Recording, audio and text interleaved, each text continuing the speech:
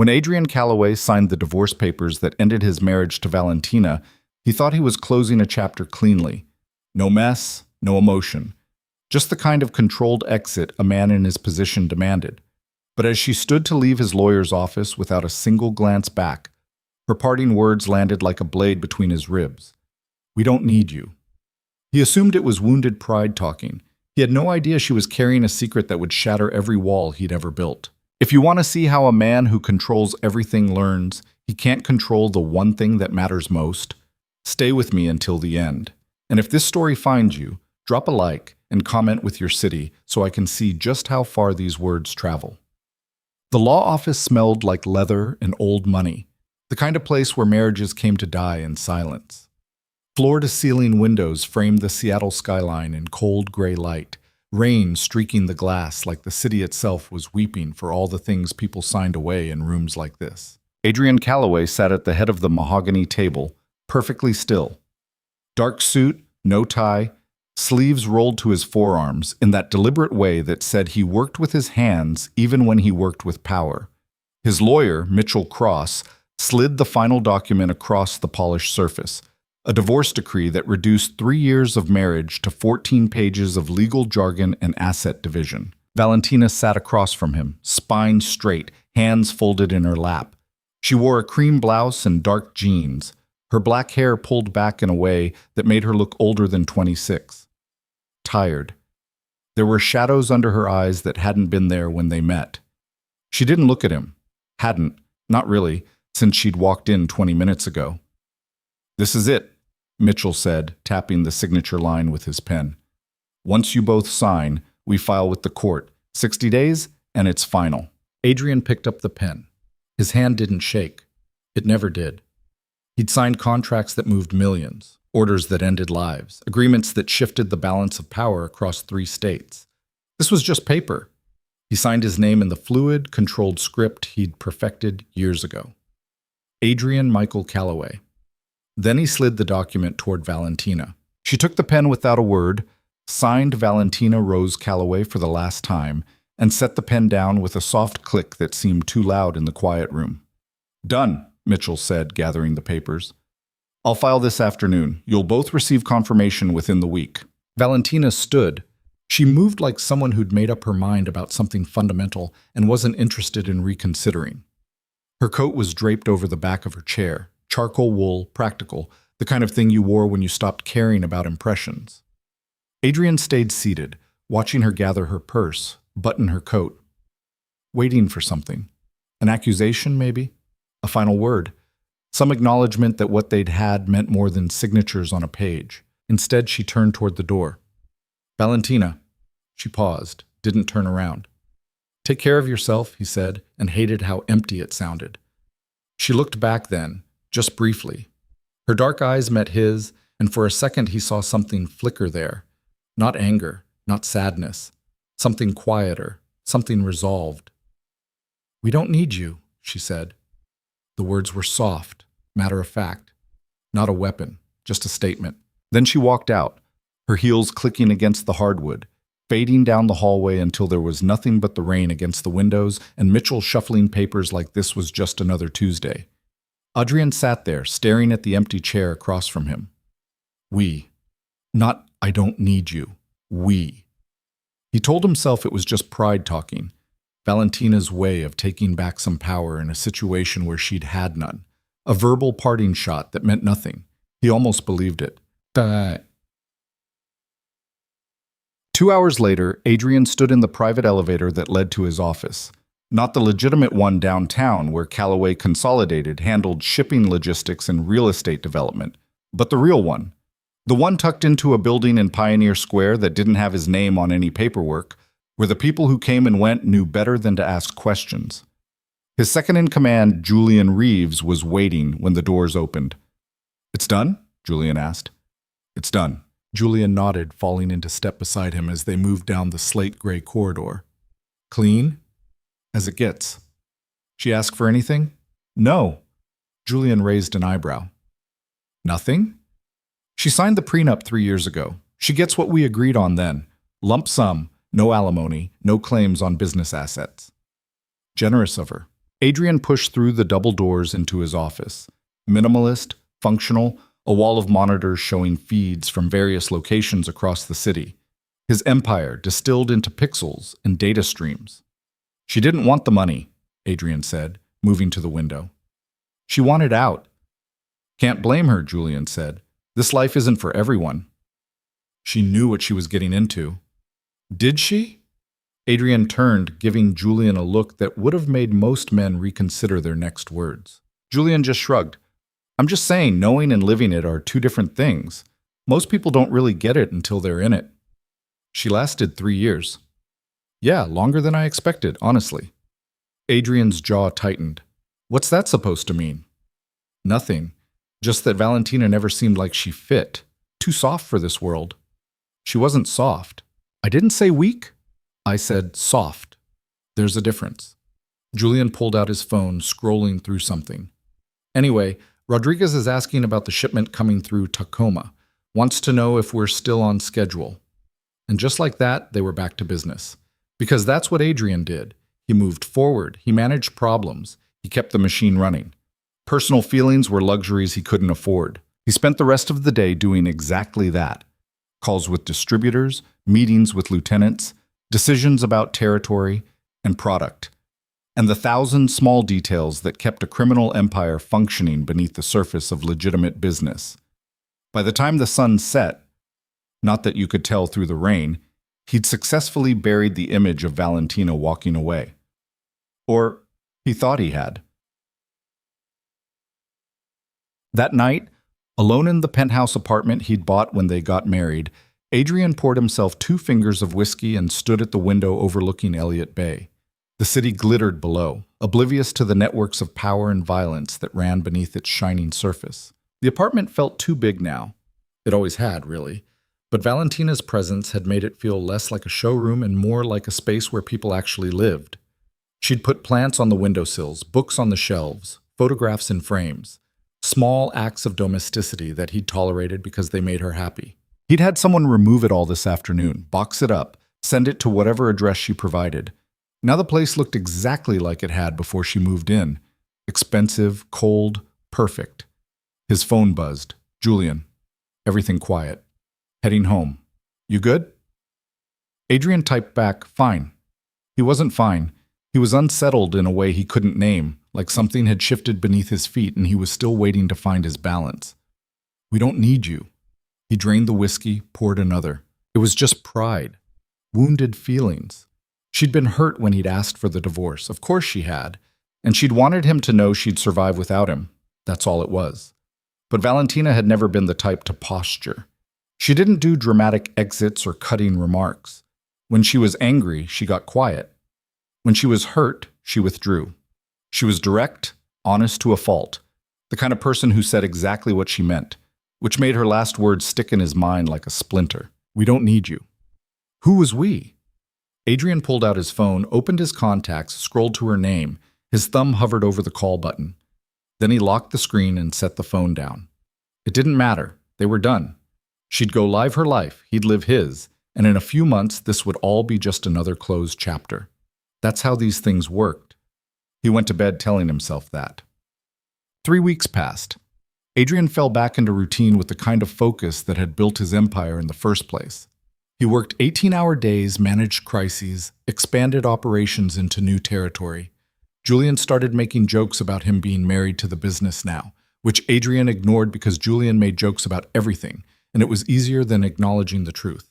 The truth was that the work kept him from thinking, and thinking led to questions he didn't want to answer. On a Thursday night in late October, Adrian found himself at Marceline's, a French restaurant in Belltown that operated as a front for one of his money laundering operations.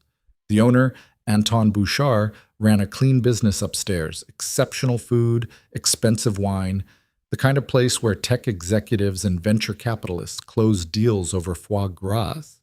Downstairs in the private dining rooms, different kinds of deals happened. Adrian sat in one of those rooms now, across from a distributor from Vancouver who wanted to expand their arrangement.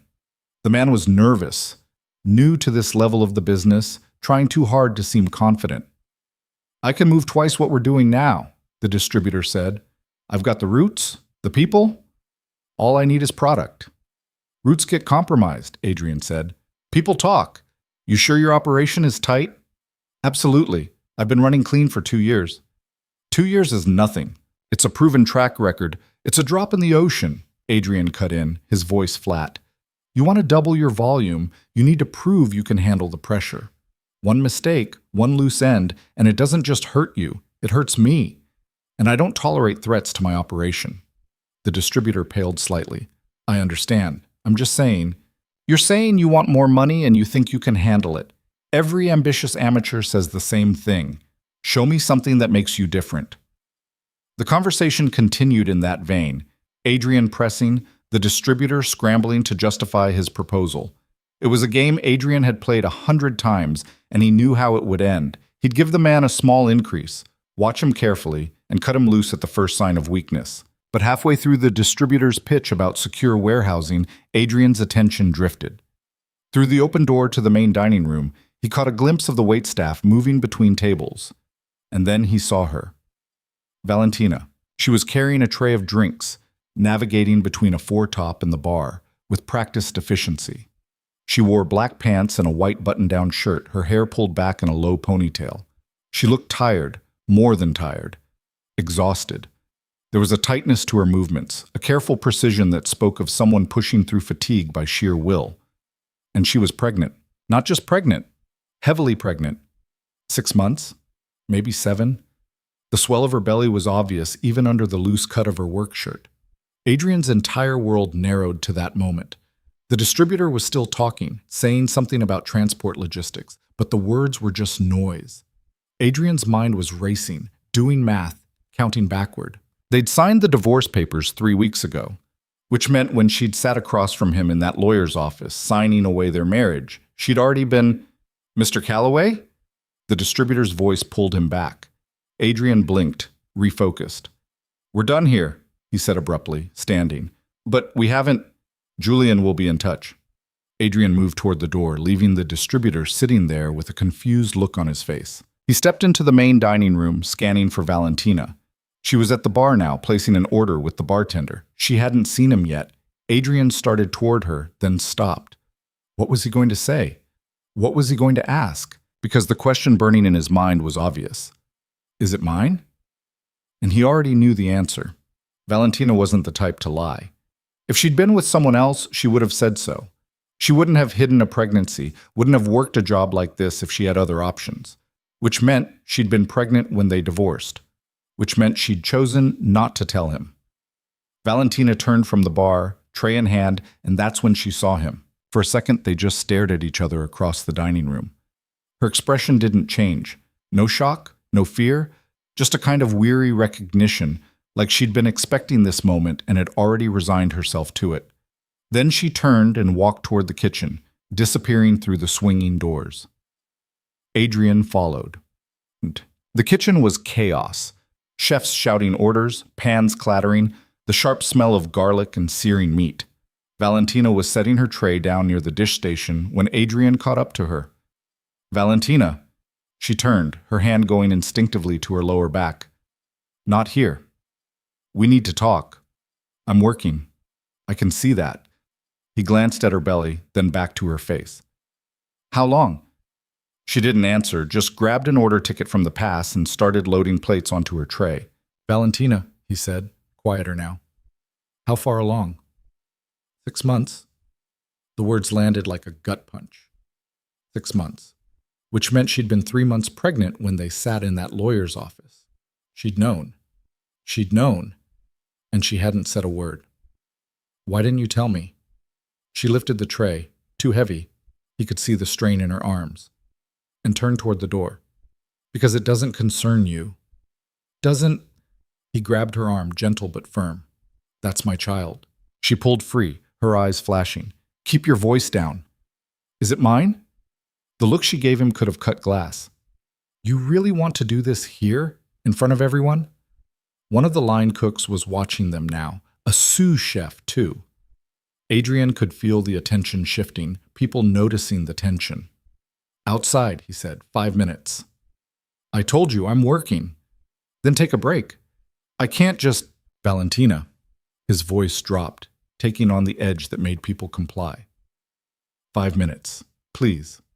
She stared at him for a long moment, then set the tray down and walked toward the back exit without a word.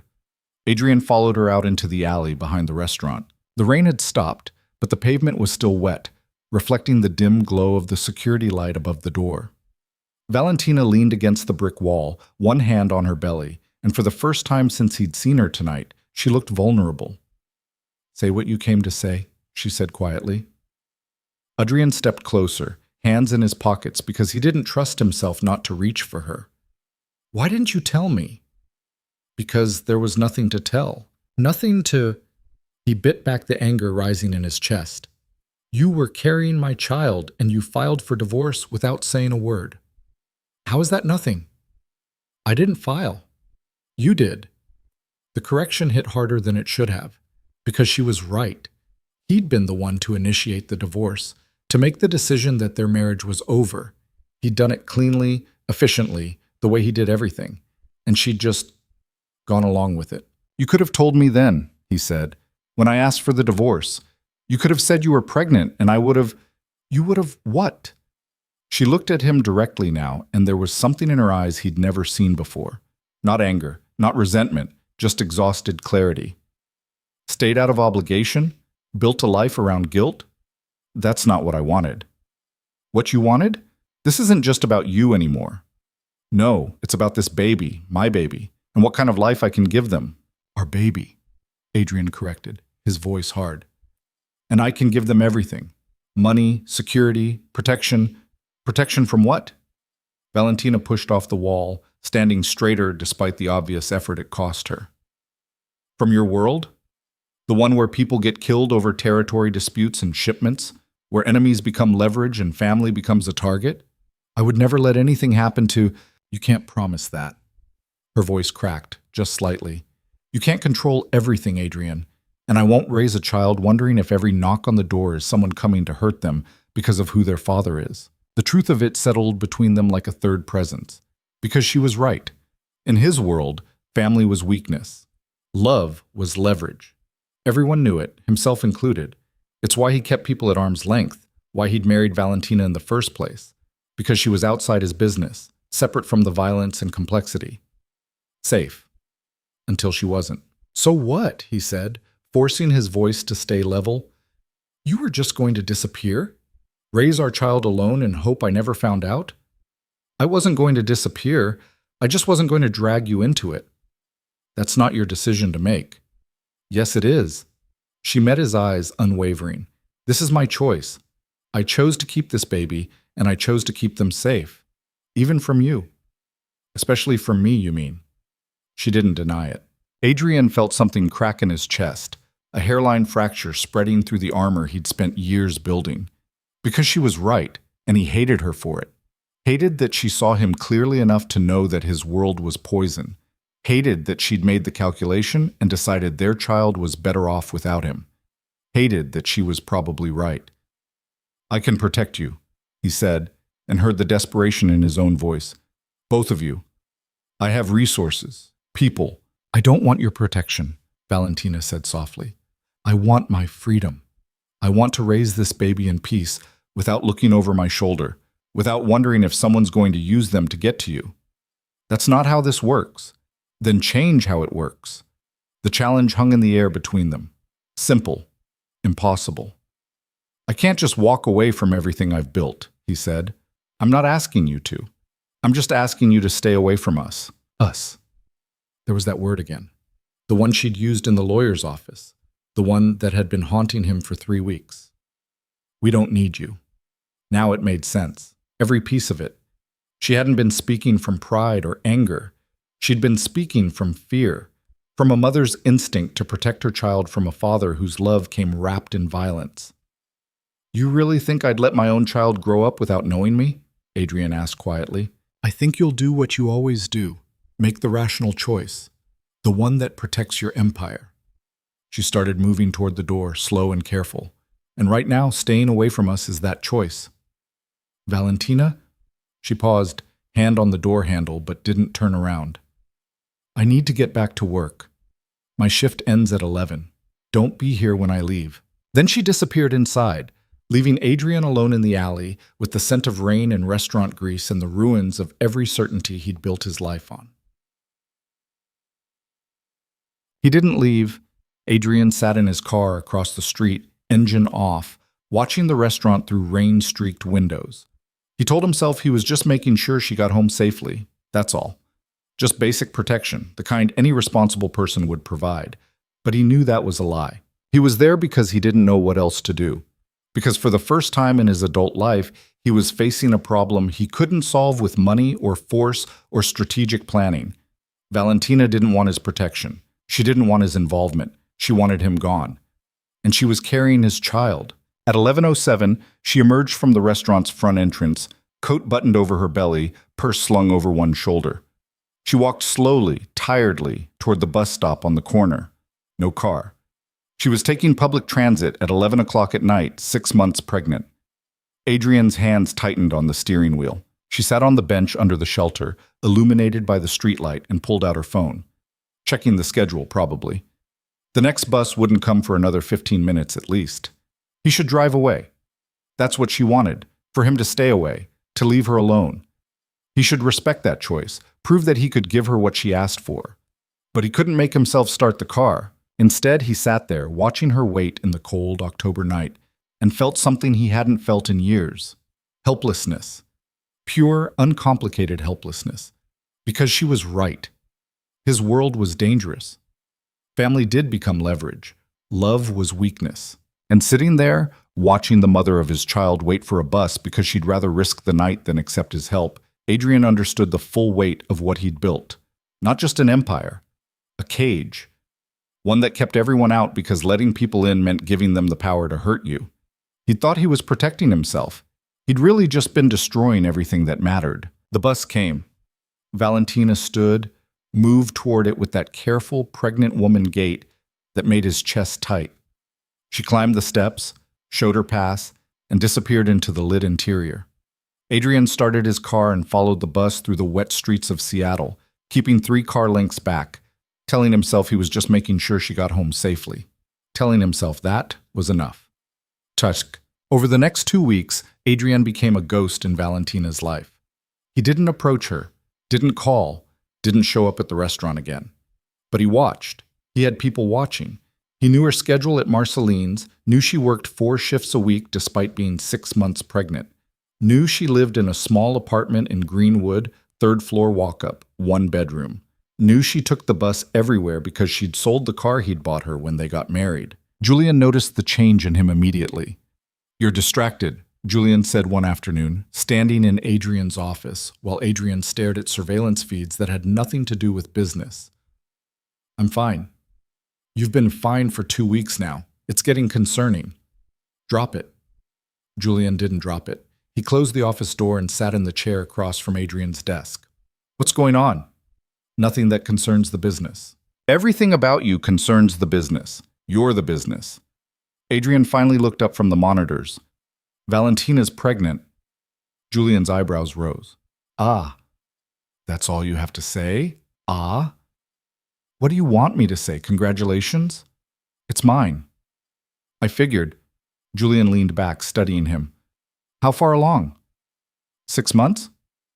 So she knew. When you filed. She knew. And she didn't tell you. No. Julian was quiet for a moment, processing. That's complicated. "She doesn't want me involved," Adrian said. "Says my world is too dangerous for a child. That she'd rather raise them alone than risk them becoming a target."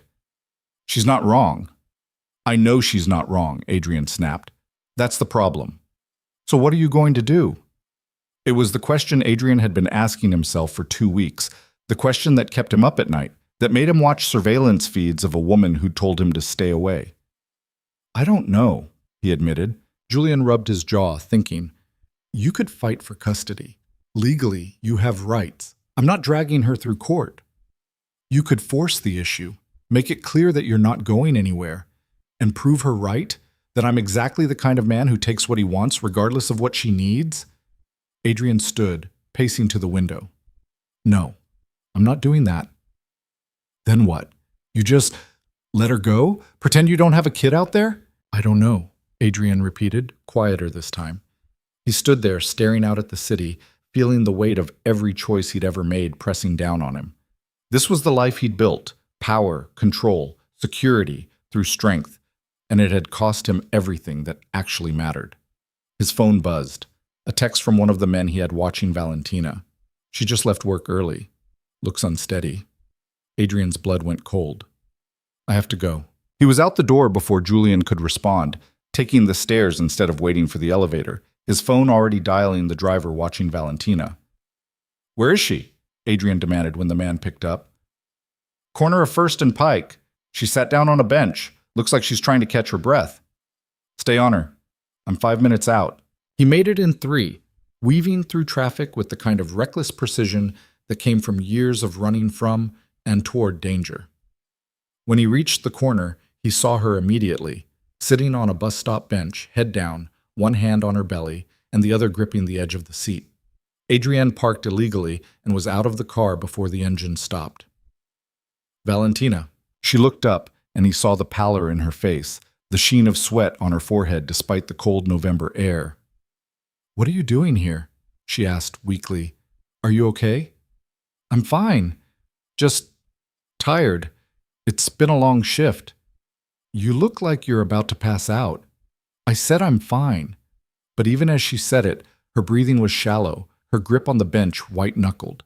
Adrian crouched in front of her, meeting her eyes. Let me take you home. No? Valentina? I said no. She tried to stand and her legs shook. Adrian caught her before she could fall, his hand steady on her arms. Stop being stubborn, he said quietly. Please, just let me help. She looked at him, and for a moment the wall between them cracked.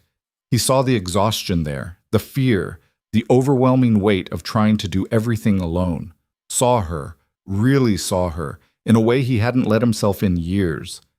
Just a ride home, she said finally. That's all. Just a ride home, he agreed. He helped her to his car. She didn't protest when he opened the door, didn't pull away when his hand stayed on her arm to steady her.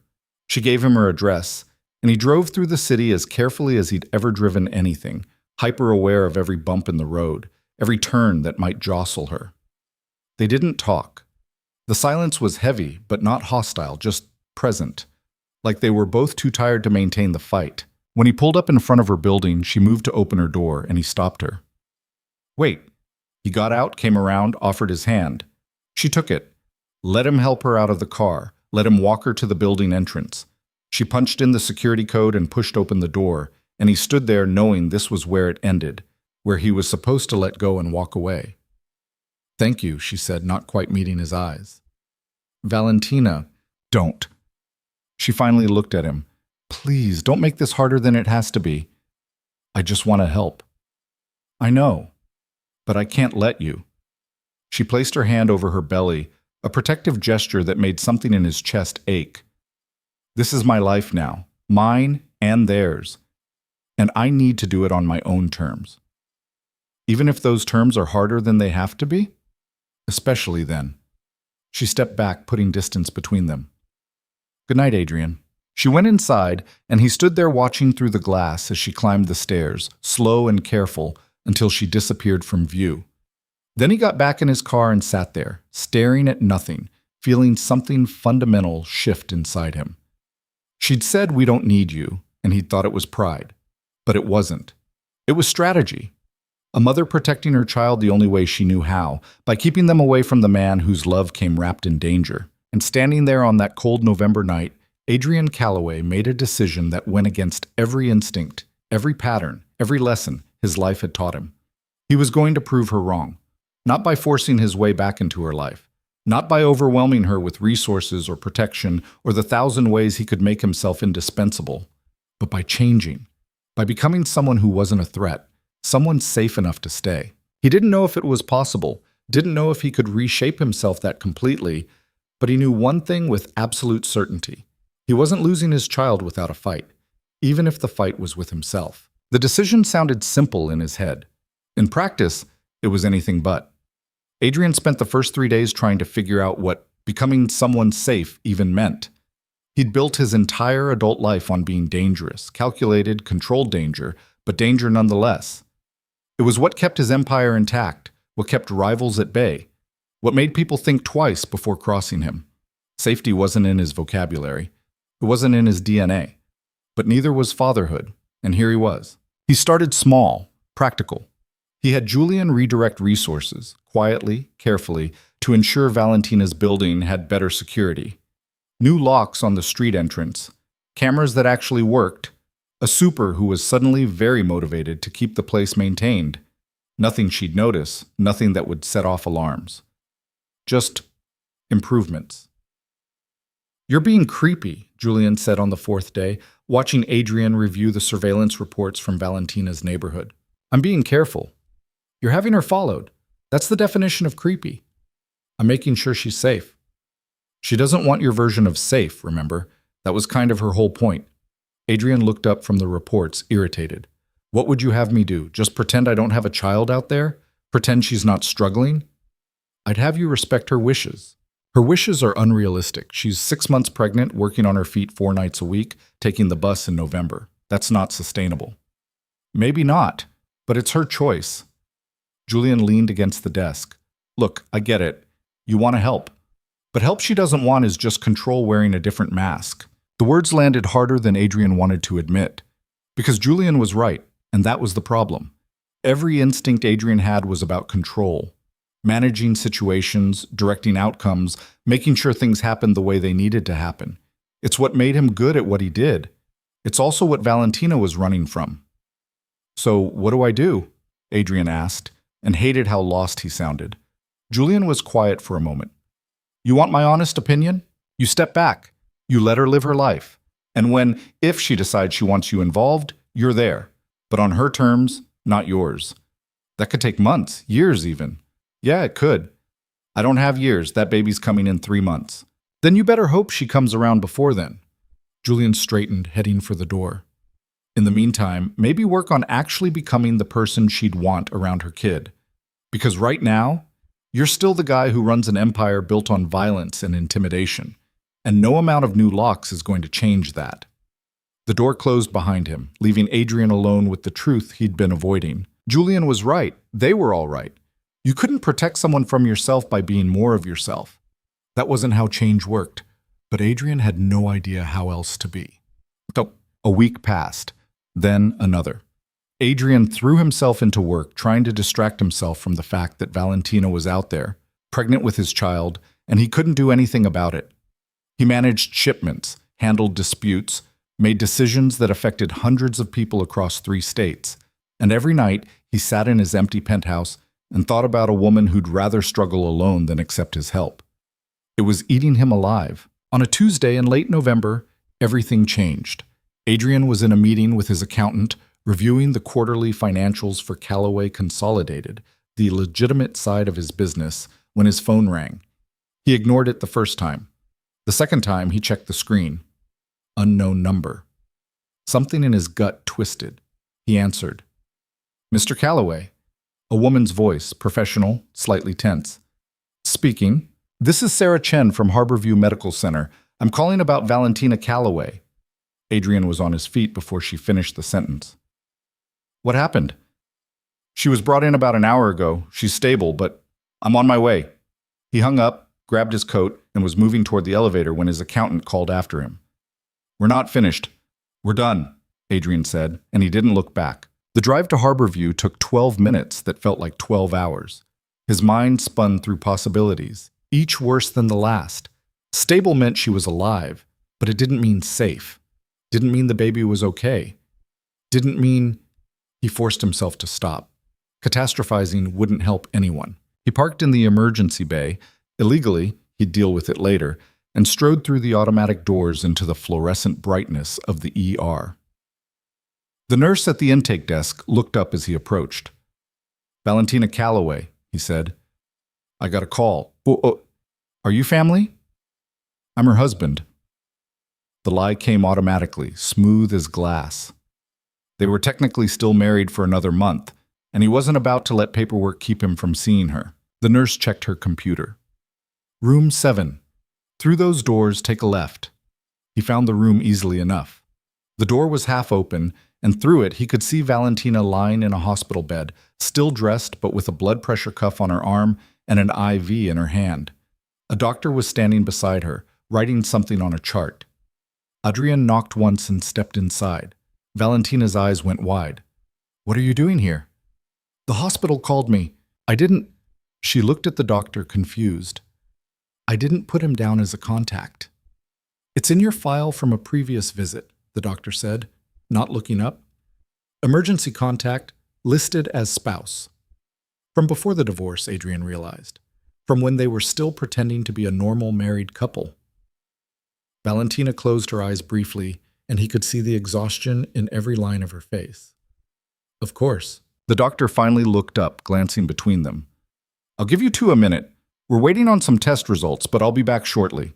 He left, closing the door behind him, and suddenly the room felt very small. "You don't have to stay," Valentina said quietly. "What happened?" "I'm fine." "That's not what I asked." She sighed, her hand drifting to her belly in that protective gesture he was starting to recognize. "I got dizzy at work. My manager insisted on calling an ambulance. It's nothing serious." "You're in the ER with an IV. That's not nothing."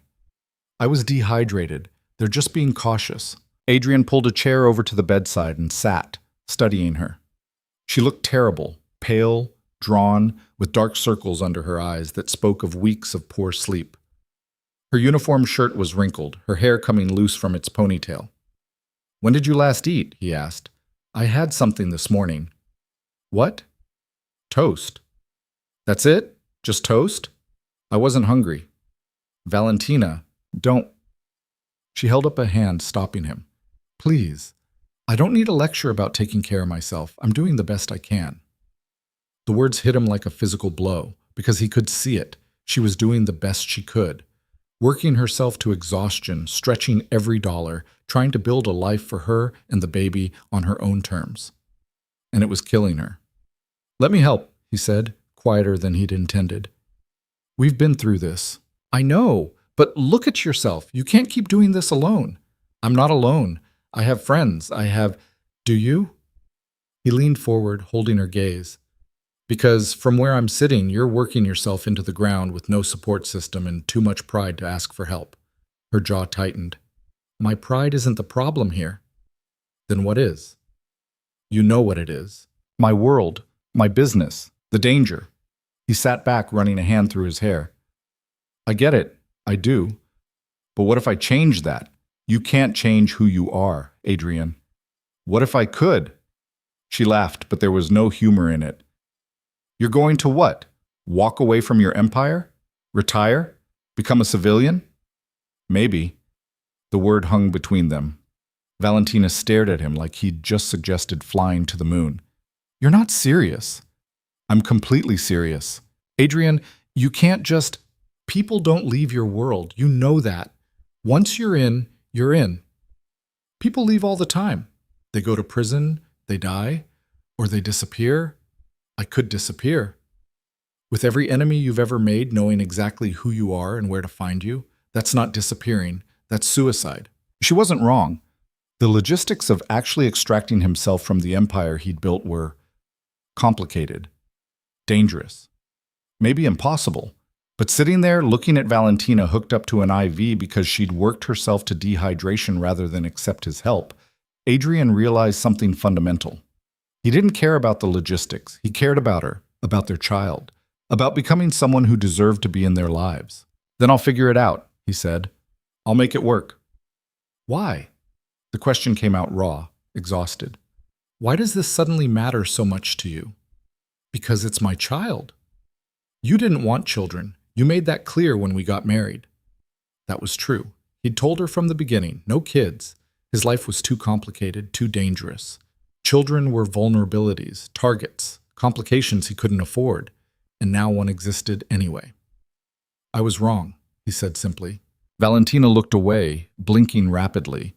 When she spoke again, her voice was thick. "You can't just show up and decide you want this now. That's not how it works." "I know. You spent 3 years keeping me at arm's length. Every time I tried to get closer, you pulled back. Every time I asked about your work, you shut me down. You built a wall between us and called it protection. I know, he said again, quieter. And now you want to tear it all down because there's a baby involved? You want me to believe you've changed in the span of a few weeks? No. He met her eyes. I want you to give me the chance to prove it. Before she could respond, the doctor returned, knocking briefly before entering. Good news. Everything looks fine. Baby's heartbeat is strong, no signs of distress. Your blood work shows you're anemic and dehydrated, which explains the dizziness. See? Valentina said, looking at Adrian. Fine. The doctor wasn't smiling. Fine for now, Mrs. Calloway, but you need to take this seriously. You're in your third trimester. Your body is under significant stress.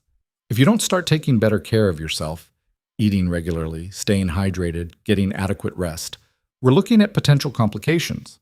Preeclampsia, preterm labor, gestational diabetes, none of which are fine. Valentina's hand tightened on the bedsheet. I'm doing everything I can. Then you need to do more, or accept help. The doctor glanced at Adrian. Do you two live together? No, Valentina said quickly. We're separated, Adrian added. The doctor nodded, writing something down. Well, separated or not, she needs support right now. Someone to make sure she's eating, resting, not overdoing it. Do you have family in the area? No, Valentina said softly. Friends? She hesitated. A few? Close enough to check on you daily? The silence was answer enough. The doctor sighed. Look, I can't force you to accept help, but I'm telling you, medically speaking, you need it. Your body is telling you to slow down. Listen to it. He left, and the room felt even smaller than before. Adrian spoke first. Move in with me. What? Just temporarily, until the baby comes. You'd have your own space, no obligations. I'd just be there if you needed anything. Adrian, you heard the doctor. You need support. Not from you. The word stung, but he pushed past it. Why not from me? What's the worst that could happen? You mean besides me becoming dependent on you? Besides our child growing up thinking this, she gestured between them, is normal? Besides me losing the independence I've fought so hard for? I'm not trying to take your independence. Yes, you are. That's what you do.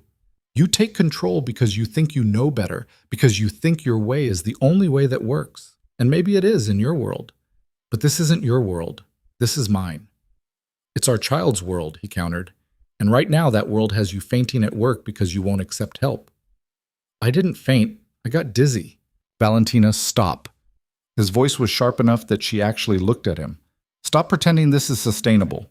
Stop acting like struggling alone is somehow nobler than accepting support. It's not. It's just harder.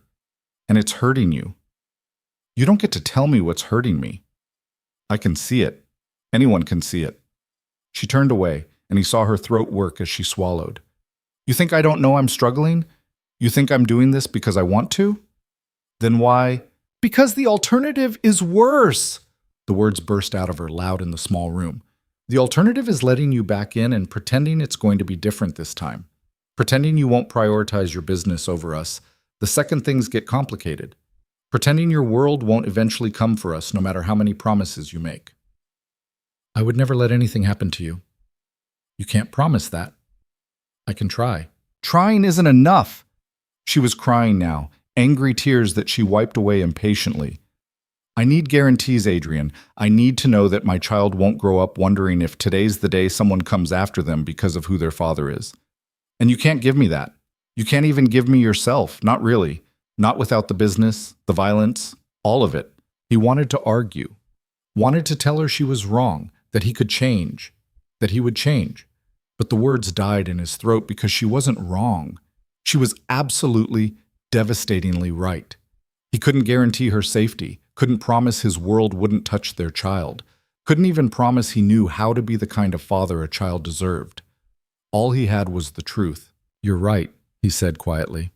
I can't promise any of that. I can't guarantee your safety or our child's. I can't wave a wand and make my past disappear. I can't even promise I know how to do this, how to be a father, how to be someone you'd trust. She was staring at him now, surprised by the admission. But I can promise I'll try, he continued. I can promise I'll do everything in my power to become someone worthy of being in that child's life. Someone you don't have to protect them from. And I can promise that starting now, nothing matters more to me than figuring out how to do that. Words are easy, Adrian. I know. So let me show you. He stood fishing his wallet from his pocket.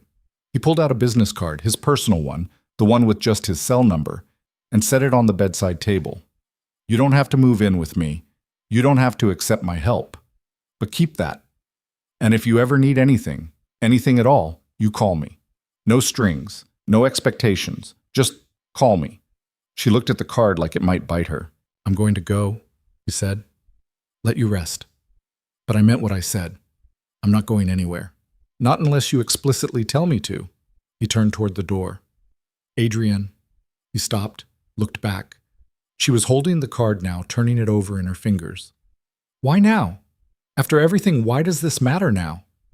It was a fair question, an important one, and it deserved an honest answer.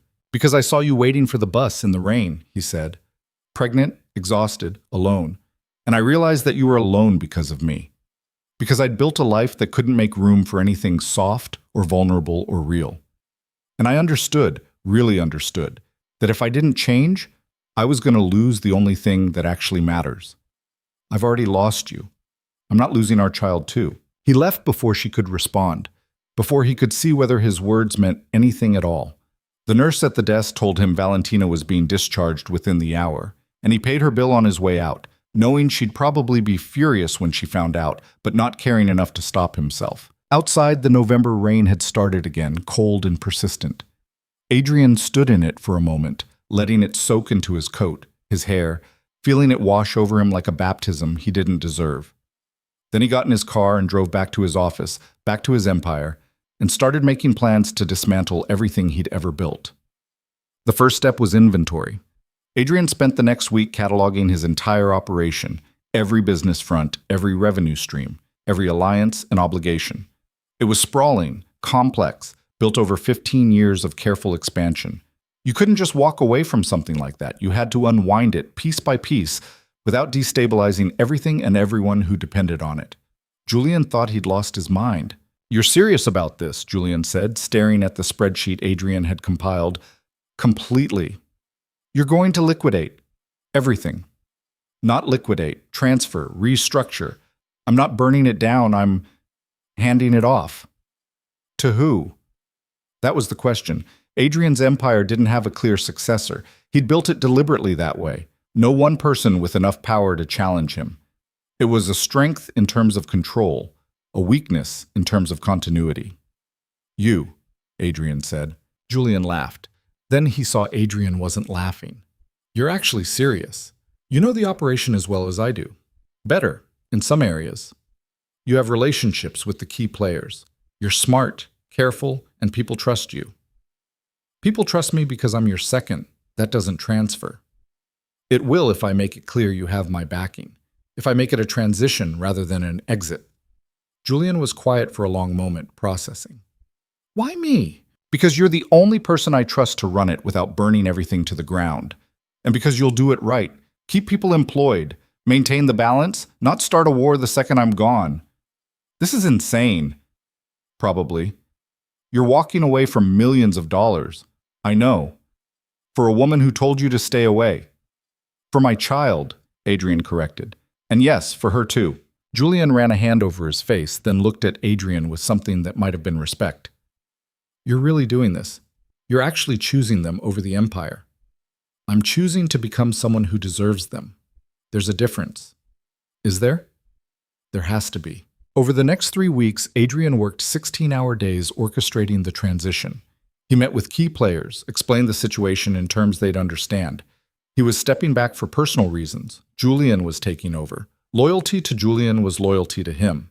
Most accepted it. A few pushed back, tested boundaries, tried to see if this was weakness they could exploit. Adrian shut that down fast and hard, making it clear that stepping back didn't mean stepping down. Not yet. He was still here, still watching, and anyone who thought this was an opportunity to make a move would regret it. Slowly, carefully, the pieces fell into place. The legitimate businesses, the real estate holdings, the shipping company, the various investments, those stayed in Adrian's name but shifted to passive management. Professional boards, hired executives, clean operations that could run without his daily oversight. The rest, the shipments, the protection rackets, the money laundering, all the machinery that made his empire actually function, the transferred to Julian. Not all at once, but gradually, deliberately, in ways that looked like normal delegation rather than abdication. It was exhausting and complicated, and every day Adrian woke up wondering if he was making a catastrophic mistake. But every night he thought about Valentina in that hospital bed, and he knew he couldn't go back. Whoa! He didn't contact her during those weeks, didn't show up at her apartment or the restaurant, didn't have people follow her. He'd called that off entirely, letting her have the privacy she'd demanded. It felt like ripping off his own skin, not knowing if she was okay, if she needed anything.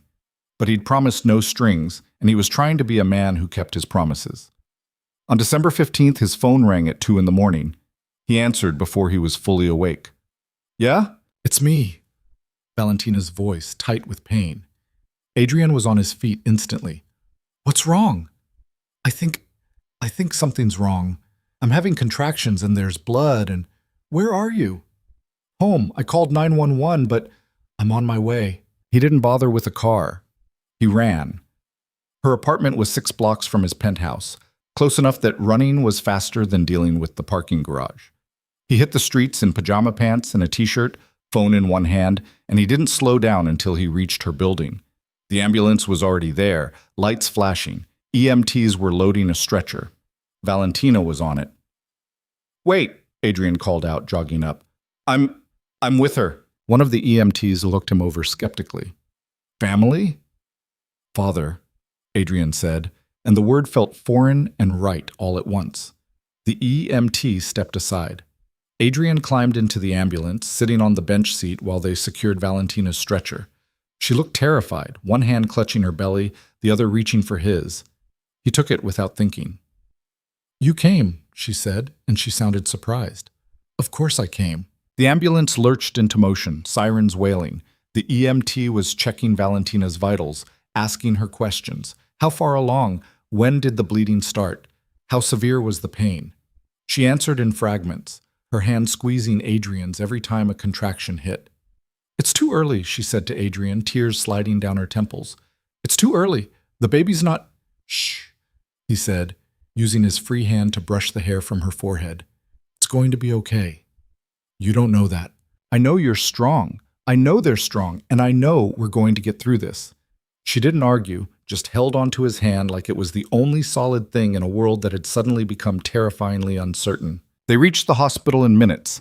The ER team was ready, whisking Valentina away to labor and delivery while Adrian was forced to stay behind, answer questions, fill out paperwork. He did it all mechanically, his mind focused entirely on the closed doors she'd disappeared through. It was 3 hours before anyone came to update him, a doctor in scrubs, looking tired but calm. Mr. Calloway, that's me. Valentina's stable. We've managed to stop the contractions for now. The relief was so intense it almost brought him to his knees. And the baby? Strong heartbeat, no signs of immediate distress. But we're keeping her on bed rest, at least until we can get to a safer gestational age. She's at 33 weeks. We prefer to get her to at least 36 before delivery. Can I see her? She's resting, but yes. Room 412. Adrian took the elevator to the 4th floor, his heart hammering. He'd faced down armed men without breaking a sweat, but walking into that hospital room terrified him in ways he couldn't articulate. Valentina was awake, propped up in bed with monitors attached to her belly. She looked small in the hospital gown, vulnerable in a way that made his chest ache.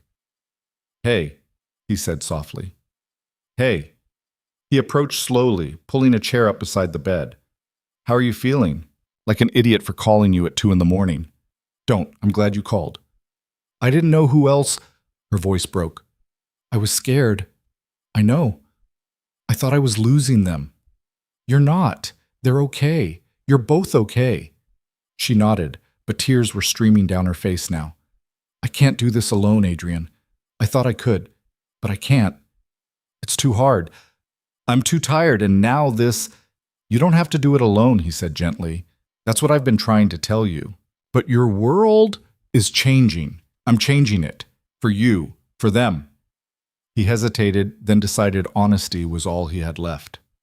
I've spent the last month transferring my business, stepping back from the parts that made me dangerous. I'm not all the way out yet, but I'm working on it. Because you were right. I couldn't be the father our child deserves while still being who I was. So I'm becoming someone different. She stared at him. You're serious? Completely. Adrian, you can't just, people don't change like that. Not that fundamentally. Watch me. And there, in that hospital room at 5 in the morning, something shifted between them.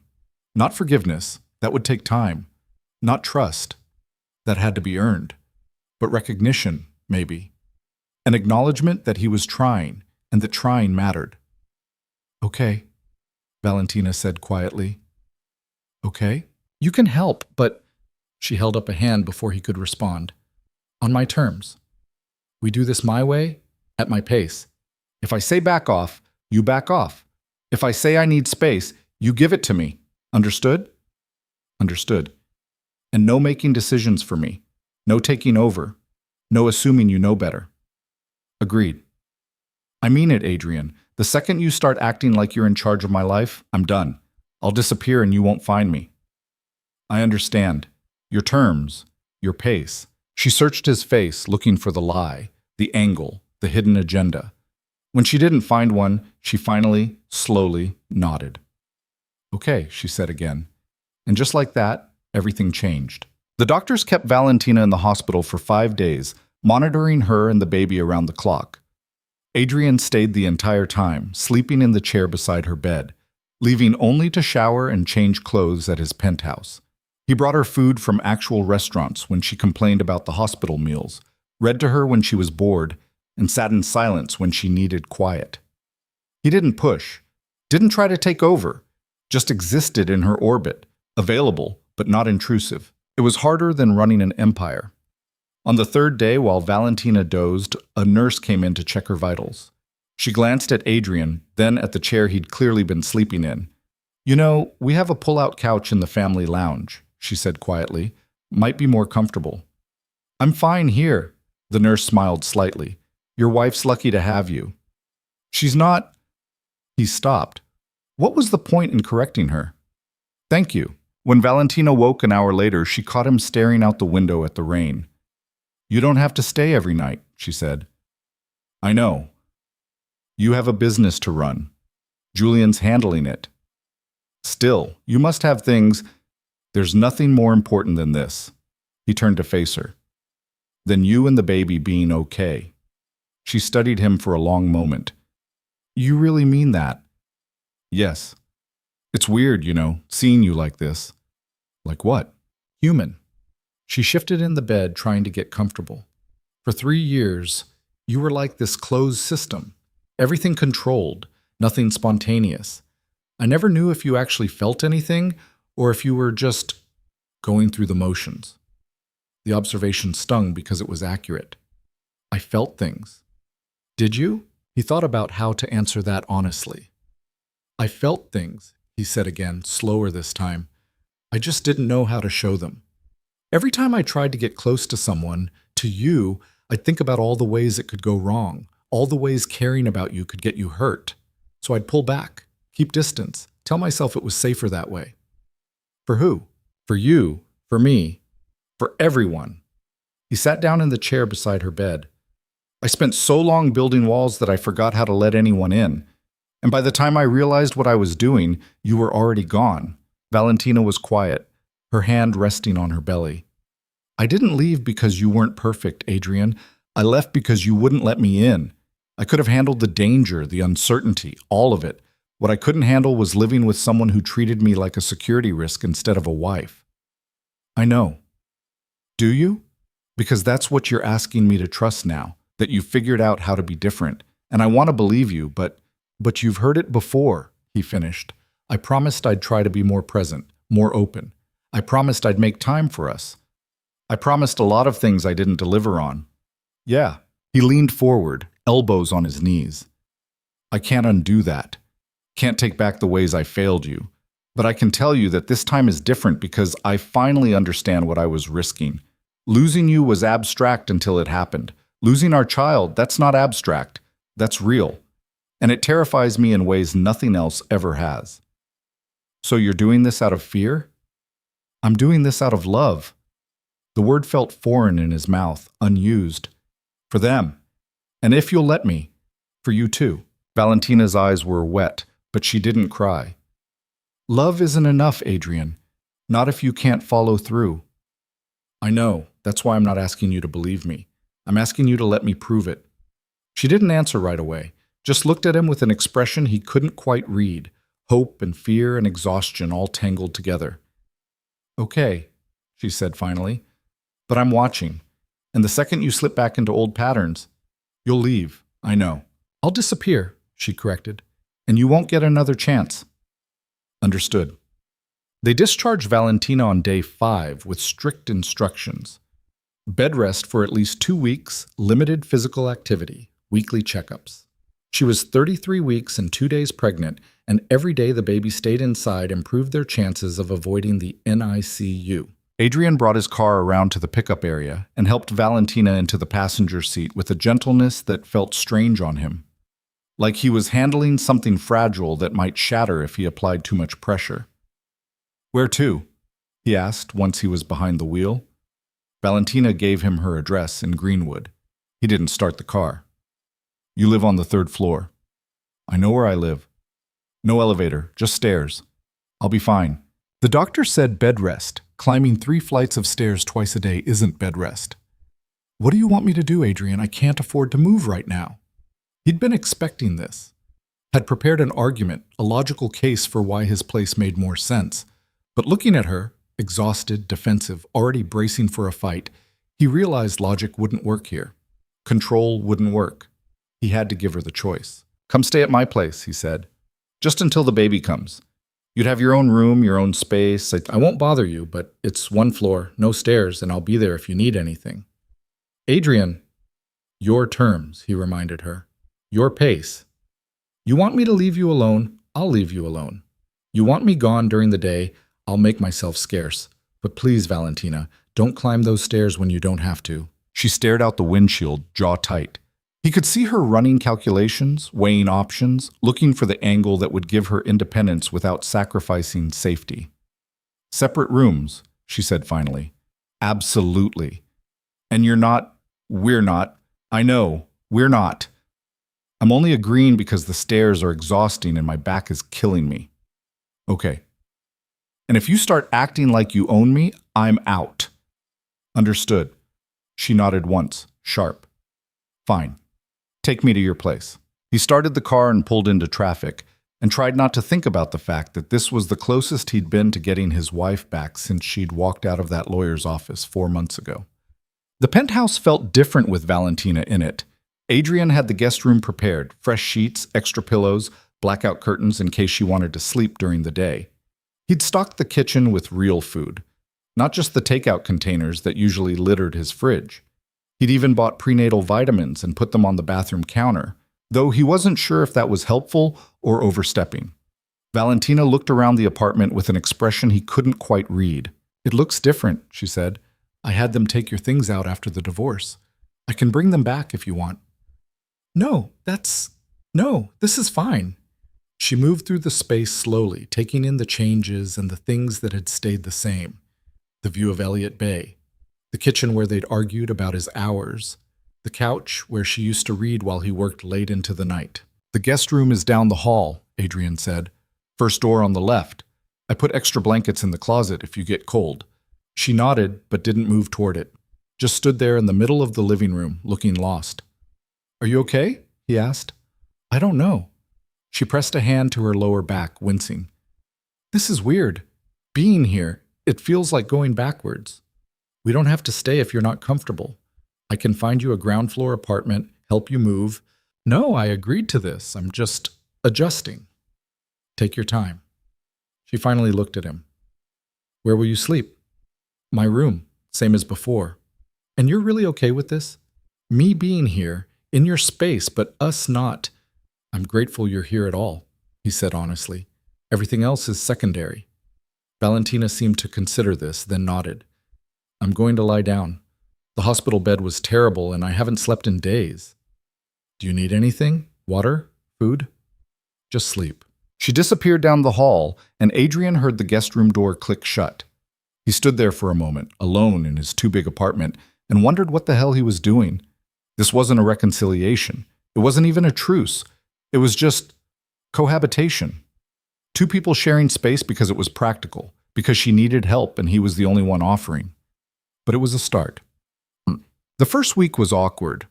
They moved around each other like strangers, overly polite and careful not to intrude. Adrian worked from home, setting up his laptop in the dining room so Valentina could have the living room to herself. He cooked, badly, but he tried, and left plates in the fridge with reheating instructions. He made sure she had everything she needed without hovering, checking in once or twice a day, and otherwise making himself scarce. Valentina spent most of the time resting, reading, watching terrible daytime television that she claimed was rotting her brain but couldn't stop watching.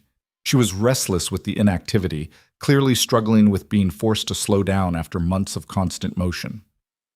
On day 8, Adrian came home from a meeting to find her standing in the kitchen, trying to reach a bowl on a high shelf. "Let me," he said, moving past her to grab it. "I can get it myself." "I know, but you're not supposed to be stretching like that." He handed her the bowl, and she took it with a tight expression that might have been gratitude or irritation. Hard to tell. "I hate this," she said abruptly. "Hate what?" "Being useless. I should be working, saving money, preparing. Instead, I'm just sitting here watching soap operas and eating your food." "You're growing a human. That's not useless." "You know what I mean." He did. Valentina had always been someone who needed to be doing something, contributing, moving forward. Forced stillness was probably its own kind of torture. "What if we set up the nursery?" he offered. She looked at him, surprised. "Here? Why not? Even if you move out after the baby comes, they'll need somewhere to sleep when they visit." "When they visit," Valentina repeated like she was testing the words. "You really think you're going to be part of this, long term? I'm going to try. And if you fail, then I fail. But I'd rather fail trying than succeed at staying away." She turned the bowl over in her hands, thinking, "I haven't bought anything yet. For the baby. I kept telling myself I'd do it later, and then things got complicated," Adrian finished. "So let's uncomplicate them. We'll order whatever you need. Crib, changing table, clothes, all of it." "That's expensive." "I don't care." "Adrian." "Valentina, I have more money than I could spend in 3 lifetimes. Let me spend some of it on our child." She wanted to argue. He could see it in her face. But she was also 7 months pregnant and exhausted and maybe, finally, ready to accept help. "Okay," she said quietly, "but I pick everything out. You're just providing the credit card." Deal. They spent the evening on the couch with Valentina's laptop, scrolling through baby websites and arguing about the difference between a bassinet and a Moses basket. Adrian didn't have opinions on most of it. A crib was a crib, as far as he was concerned. But he found himself caring anyway because Valentina cared. Because watching her face light up over a mobile shaped like woodland creatures made something in his chest feel lighter. "What about a theme?" she asked, clicking through nursery photos. "I don't know. What do you want?" "Something neutral, not too babyish. I want it to grow with them." "Makes sense." She paused on a photo of a room done in soft grays and whites, with pops of yellow and green. "Something like this, maybe." "It's nice." "Nice. That's all you've got?" He looked at the screen more carefully. "It's calming, peaceful. The kind of place where a kid could feel safe." Valentina glanced at him and something shifted in her expression. "Yeah, that's exactly what I want." They kept scrolling, adding items to the cart. Crib, dresser, rocker, all in the calm, neutral palette Valentina had chosen. She picked out tiny clothes that seemed impossibly small. Blankets soft enough to melt in your hands. A stuffed elephant she claimed was perfect. By the time they finished, it was past midnight, and the cart total was enough to make Adrian wince slightly. Not because he couldn't afford it, but because it made everything suddenly, intensely real. In less than 2 months, there would be a human being who needed all these things. A person he and Valentina had created, who would depend on them for everything. The thought was terrifying. "You okay?" Valentina asked, watching him. Yeah, just thinking. About? About how much I don't know? About babies, about being a father, about any of this. She closed the laptop. You think I know what I'm doing? You seem more prepared than me. Adrian, I'm 7 months pregnant and I haven't taken a single parenting class. I've read exactly one book about newborns and I fell asleep halfway through. I have no idea what I'm doing. I'm just doing it anyway because there's no other option. The honesty of it settled something in him, because at least they were equally terrified. We'll figure it out, he said. Will we? We have to. Valentina leaned back against the couch cushions, one hand on her belly. They're kicking again. Yeah? Want to feel? The offer caught him off guard. She'd been so careful about boundaries, about keeping distance between them. But now she was looking at him expectantly, waiting. He moved closer, and she took his hand and placed it on the side of her belly. For a moment, nothing. Then a flutter, a push, something alive and insistent, announcing its presence. Adrian's breath caught. That's... I know, Valentina said softly. Weird, right? Incredible. They sat there in the dim light of the living room, his hand on her belly, feeling their child move. And for the first time since this whole thing started, Adrian felt something other than fear or guilt or desperation. He felt hope. 2 days later, everything went to hell. Adrian was in a meeting with Julian, finalizing the last pieces of the business transition, when his phone rang. Valentina's number. He answered immediately. What's wrong? There's someone outside. Her voice was tight, controlled fear. A man. He's been sitting in a car across the street for the last hour, just watching the building. Adrian's blood went cold. Where are you? Living room. I haven't gone near the windows. Good. Stay there. I'm sending someone. He hung up and turned to Julian. We have a problem. Within 15 minutes, Adrian had 2 of his most trusted men at the building, doing a sweep of the area. The car Valentina had spotted was gone, but they found evidence someone had been there. Cigarette butts, a coffee cup, clear sightlines to Adrian's penthouse windows. Someone was watching them. Adrian made it home in record time, taking the elevator up to the penthouse with his hand on the gun tucked into the back of his waistband. He found Valentina exactly where she'd said she'd be, sitting on the couch, away from the windows, looking pale but composed. Are you okay? He asked. I'm fine. Who was that? I don't know yet, but I'm going to find out. This is what I was afraid of, she said quietly. This is exactly what I didn't want. I know. Someone's already watching us, Adrian. Someone already knows about the baby. We don't know that. What else would they be doing here? This isn't about your business. This is about me. About them. Her hand was on her belly again, protective and frightened. I told you this would happen. And I told you I'd protect you. You can't protect us from everyone. That's the point. Your world doesn't allow for safety. It only allows for... She stopped, her face going strange. Valentina? Something's wrong. She stood up slowly, and Adrian saw the wet stain spreading across her yoga pants. My water just broke. For a second, Adrian's mind went completely blank. Then training kicked in. Not his training, just basic human panic response. Okay, we're going to the hospital. It's too early. I'm only 34 weeks. We're going anyway. Come on. He grabbed his keys, helped her to the elevator, got her into the car with hands that wanted to shake but didn't. He drove to Harborview, breaking at least 5 traffic laws, and called ahead so they'd be ready when he arrived. The ER team met them at the entrance with a wheelchair. They took Valentina straight up to labor and delivery while Adrian parked and followed, his mind racing through worst-case scenarios. 34 weeks was early but not catastrophic. Babies born at 34 weeks usually did okay. Usually. But not always. And the fact that her water had broken after someone had been watching their home, he forced himself to stop, to focus on what he could control. By the time he reached the L&D floor, Valentina was already in a room, hooked up to monitors. A doctor was examining her while a nurse took notes. What's happening? Adrian asked from the doorway. The doctor looked up. You're the father? Yes. Baby's in distress? Heart rate's elevated and we're seeing decelerations with contractions. We're going to try to slow things down, but if the situation doesn't improve, we may need to do an emergency C-section. Valentina's face had gone white. No, it's too early. They're not ready. Your baby's in distress, the doctor said gently but firmly. Right now, our priority is getting them out safely.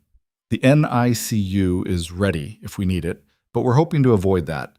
Let's see how the next hour goes. The next hour was the longest of Adrian's life. He sat beside Valentina's bed, holding her hand while she breathed through contractions that were getting stronger and closer together. The monitors beeped constantly, tracking the baby's heart rate, and every time it dipped, the medical team would converge, adjusting Valentina's position, checking readings, murmuring to each other in medical shorthand Adrian didn't understand. "This is my fault," Valentina said during a brief lull. "What?" "No. I got scared. The stress. It probably triggered this. If I just stayed calm." Valentina stopped. "This isn't your fault." "Then whose fault is it?" She looked at him, and her eyes were devastated. "Because someone was watching our home, someone from your world. And now our baby might—" "Don't," he said firmly. "Don't go there. They're going to be fine. You're both going to be fine. You can't know that. I know you're strong. I know they're a fighter. And I know we're in the best hospital in the city with doctors who know what they're doing." Another contraction hit, and Valentina squeezed his hand hard enough to hurt. He let her, welcomed it, used the pain to anchor himself in the moment instead of spinning out into panic. The doctor came back 40 minutes later, checked the monitors, and made a decision. "We're not seeing improvement," she said. "Baby's heart rate is still concerning. I think it's time to do the C-section." "Now?" Valentina asked. "Now. We'll get you prepped and into the OR. Dad, you can come too if you want." Adrian looked at Valentina. "Do you want me there?" She nodded, tears streaming down her face. "Please." Everything happened fast after that. They wheeled Valentina to the OR, got her on the table, set up the epidural. Someone gave Adrian scrubs and a surgical mask, positioned him by Valentina's head while they draped her belly and prepped for the incision. "You're doing great," he told her, because he didn't know what else to say. "I'm terrified." "Me too." She looked at him surprised. "Really?" "Completely, but we're doing this anyway." The surgeon started cutting. Adrian couldn't see what was happening behind the drape, but he heard the medical team talking, calm and efficient. Heard the sounds of instruments, movement, purposeful activity. And then, a cry. Thin, reedy, absolutely furious. "There we go," the surgeon said. "Baby's out." Adrian stood up without thinking, trying to see over the drape. A nurse was holding a tiny, squirming thing covered in blood and vernix, and Adrian's entire world narrowed to that single point. His child. "It's a girl," the nurse said, smiling behind her mask. 5 pounds, 2 ounces, breathing on her own, good color. She looks great. They whisked her over to a warming table, wiping her down, suctioning her mouth and nose, doing all the mysterious things medical professionals do with newborns. Adrian wanted to go to her, but he couldn't leave Valentina, who was crying and trying to see what was happening. "Is she okay?" Valentina asked. "Can I see her?" "1 minute," the pediatrician said. "We're just making sure everything looks good." The longest minute of Adrian's life. Then the nurse was bringing the baby over, wrapped in a blanket, placing her on Valentina's chest. Valentina's hands came up immediately, cradling this tiny person they'd made, and Adrian saw the exact moment she fell completely in love. "Hi," Valentina whispered. "Hi, sweetheart. I've been waiting so long to meet you." The baby, their daughter, made a small sound, nuzzling against Valentina's skin. Her eyes were closed, her face scrunched up like she was offended by the entire experience of being born. She was perfect. "You want to hold her?" Valentina asked, looking up at Adrian. He nodded, not trusting his voice. Valentina transferred the baby carefully, and suddenly Adrian was holding his daughter for the first time. She was so small. Impossibly small. He'd held weapons that weighed more, but nothing had ever felt as important as the weight of her in his arms. "Hey," he said softly. "I'm your dad." The baby yawned, completely unimpressed, and Adrian understood, with a clarity that burned through every defense he'd ever built, that nothing would ever be the same. This person, this tiny, fragile person, had just reordered his entire universe. Everything he'd done, everything he'd been, everything he'd built, it all meant nothing compared to this. He would burn down his empire to keep her safe, would walk away from everything he'd spent years building, would become someone completely different if that's what it took. Because she was his, and he was hers, and nothing else mattered. "What are we going to name her?" Valentina asked. Adrian looked down at his daughter, really looked at her. "I don't know. What do you think?" "Something strong, something that means she can handle anything." They settled on Emma, simple, classic, strong. Emma Rose Calloway. And watching his daughter sleep in his arms while Valentina was stitched back up and transferred to recovery, Adrian made a silent promise to this tiny person who'd just turned his life inside out. He would be better, for her. He would be someone worth having as a father, even if it meant destroying everything he'd ever been to become it. Emma spent her first 3 days in the NICU, not because anything was seriously wrong, but because babies born at 34 weeks needed observation. Adrian spent those 3 days learning what terror actually felt like. Not the controlled, tactical kind he'd experienced in his work, but the raw, helpless kind that came from watching your child struggle to regulate her own body temperature. Valentina recovered in a regular room, and Adrian shuttled between the two of them, sleeping in neither place, surviving on hospital coffee and adrenaline. He learned to change diapers that were comically small, learned to hold Emma's tiny hand through the isolette openings, learned that the sound of a heart monitor beeping normally was the most beautiful thing he'd ever heard. On day 2, while Valentina was sleeping and Adrian was sitting vigil beside Emma's isolette, Julian showed up. "You look like hell," Julian said by way of greeting. "Thanks. When's the last time you slept?" "I don't know, Tuesday." "It's Thursday." Adrian shrugged. Sleep felt irrelevant when his daughter was hooked up to monitors and his wife, ex-wife, was recovering from emergency surgery. Julian pulled up a chair. "She's beautiful. Looks like Valentina." "Thank God for that. How are you holding up?" "I'm fine." "That's a lie." Adrian finally looked away from Emma, meeting Julian's eyes. "Someone was watching my building the day Valentina went into labor. Someone who knew exactly where to look." Julian's expression hardened. "You think that's what triggered it?" The stress didn't help. "Do we know who?" "Not yet, but I need you to find out, quietly, carefully. I don't want anyone knowing we're looking." "Already on it," Julian said. "I've got people checking surveillance footage, running plates. We'll find them. When you do, I want to know immediately." "And then what?" Adrian looked back at Emma, so small and vulnerable in her plastic box. "Then I handle it.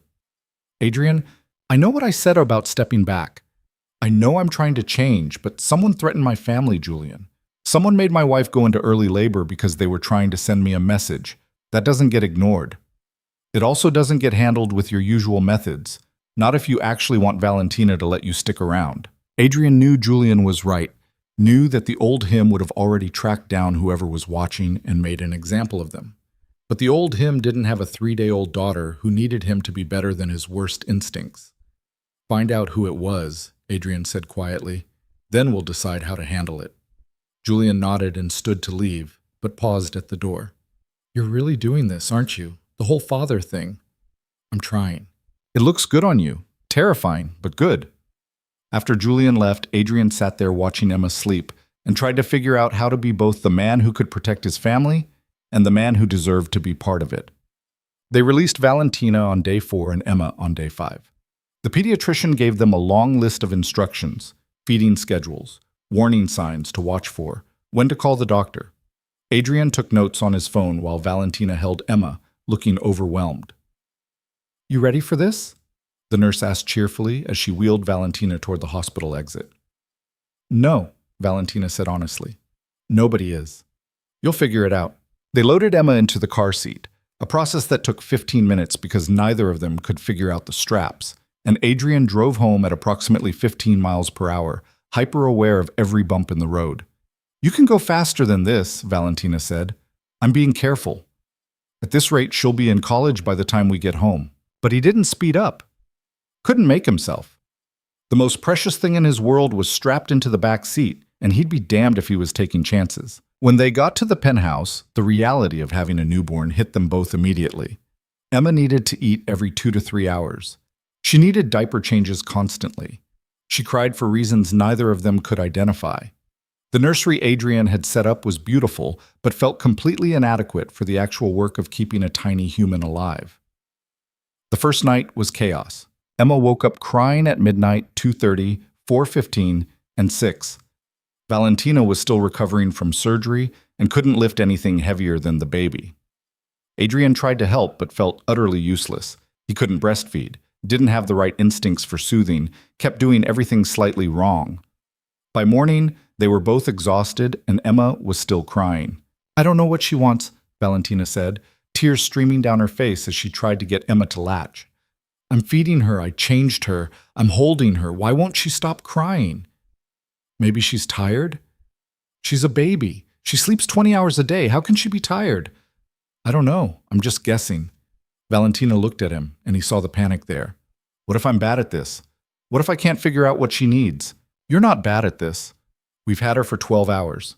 We're learning. You're supposed to know. Mothers are supposed to just know." Says who? Everyone. Every article, every book. They all act like maternal instinct is this magical thing that kicks in automatically. Well, maybe it's not. Maybe it's just trial and error, same as everything else. Emma finally latched, and the crying stopped. Valentina sagged back against the couch cushions, looking defeated. "I'm so tired," she whispered. "I know. Let me take her after she eats. You go sleep." "I can't sleep. What if she needs something?" "Then I'll wake you up. But you need rest, Valentina. You just had major surgery."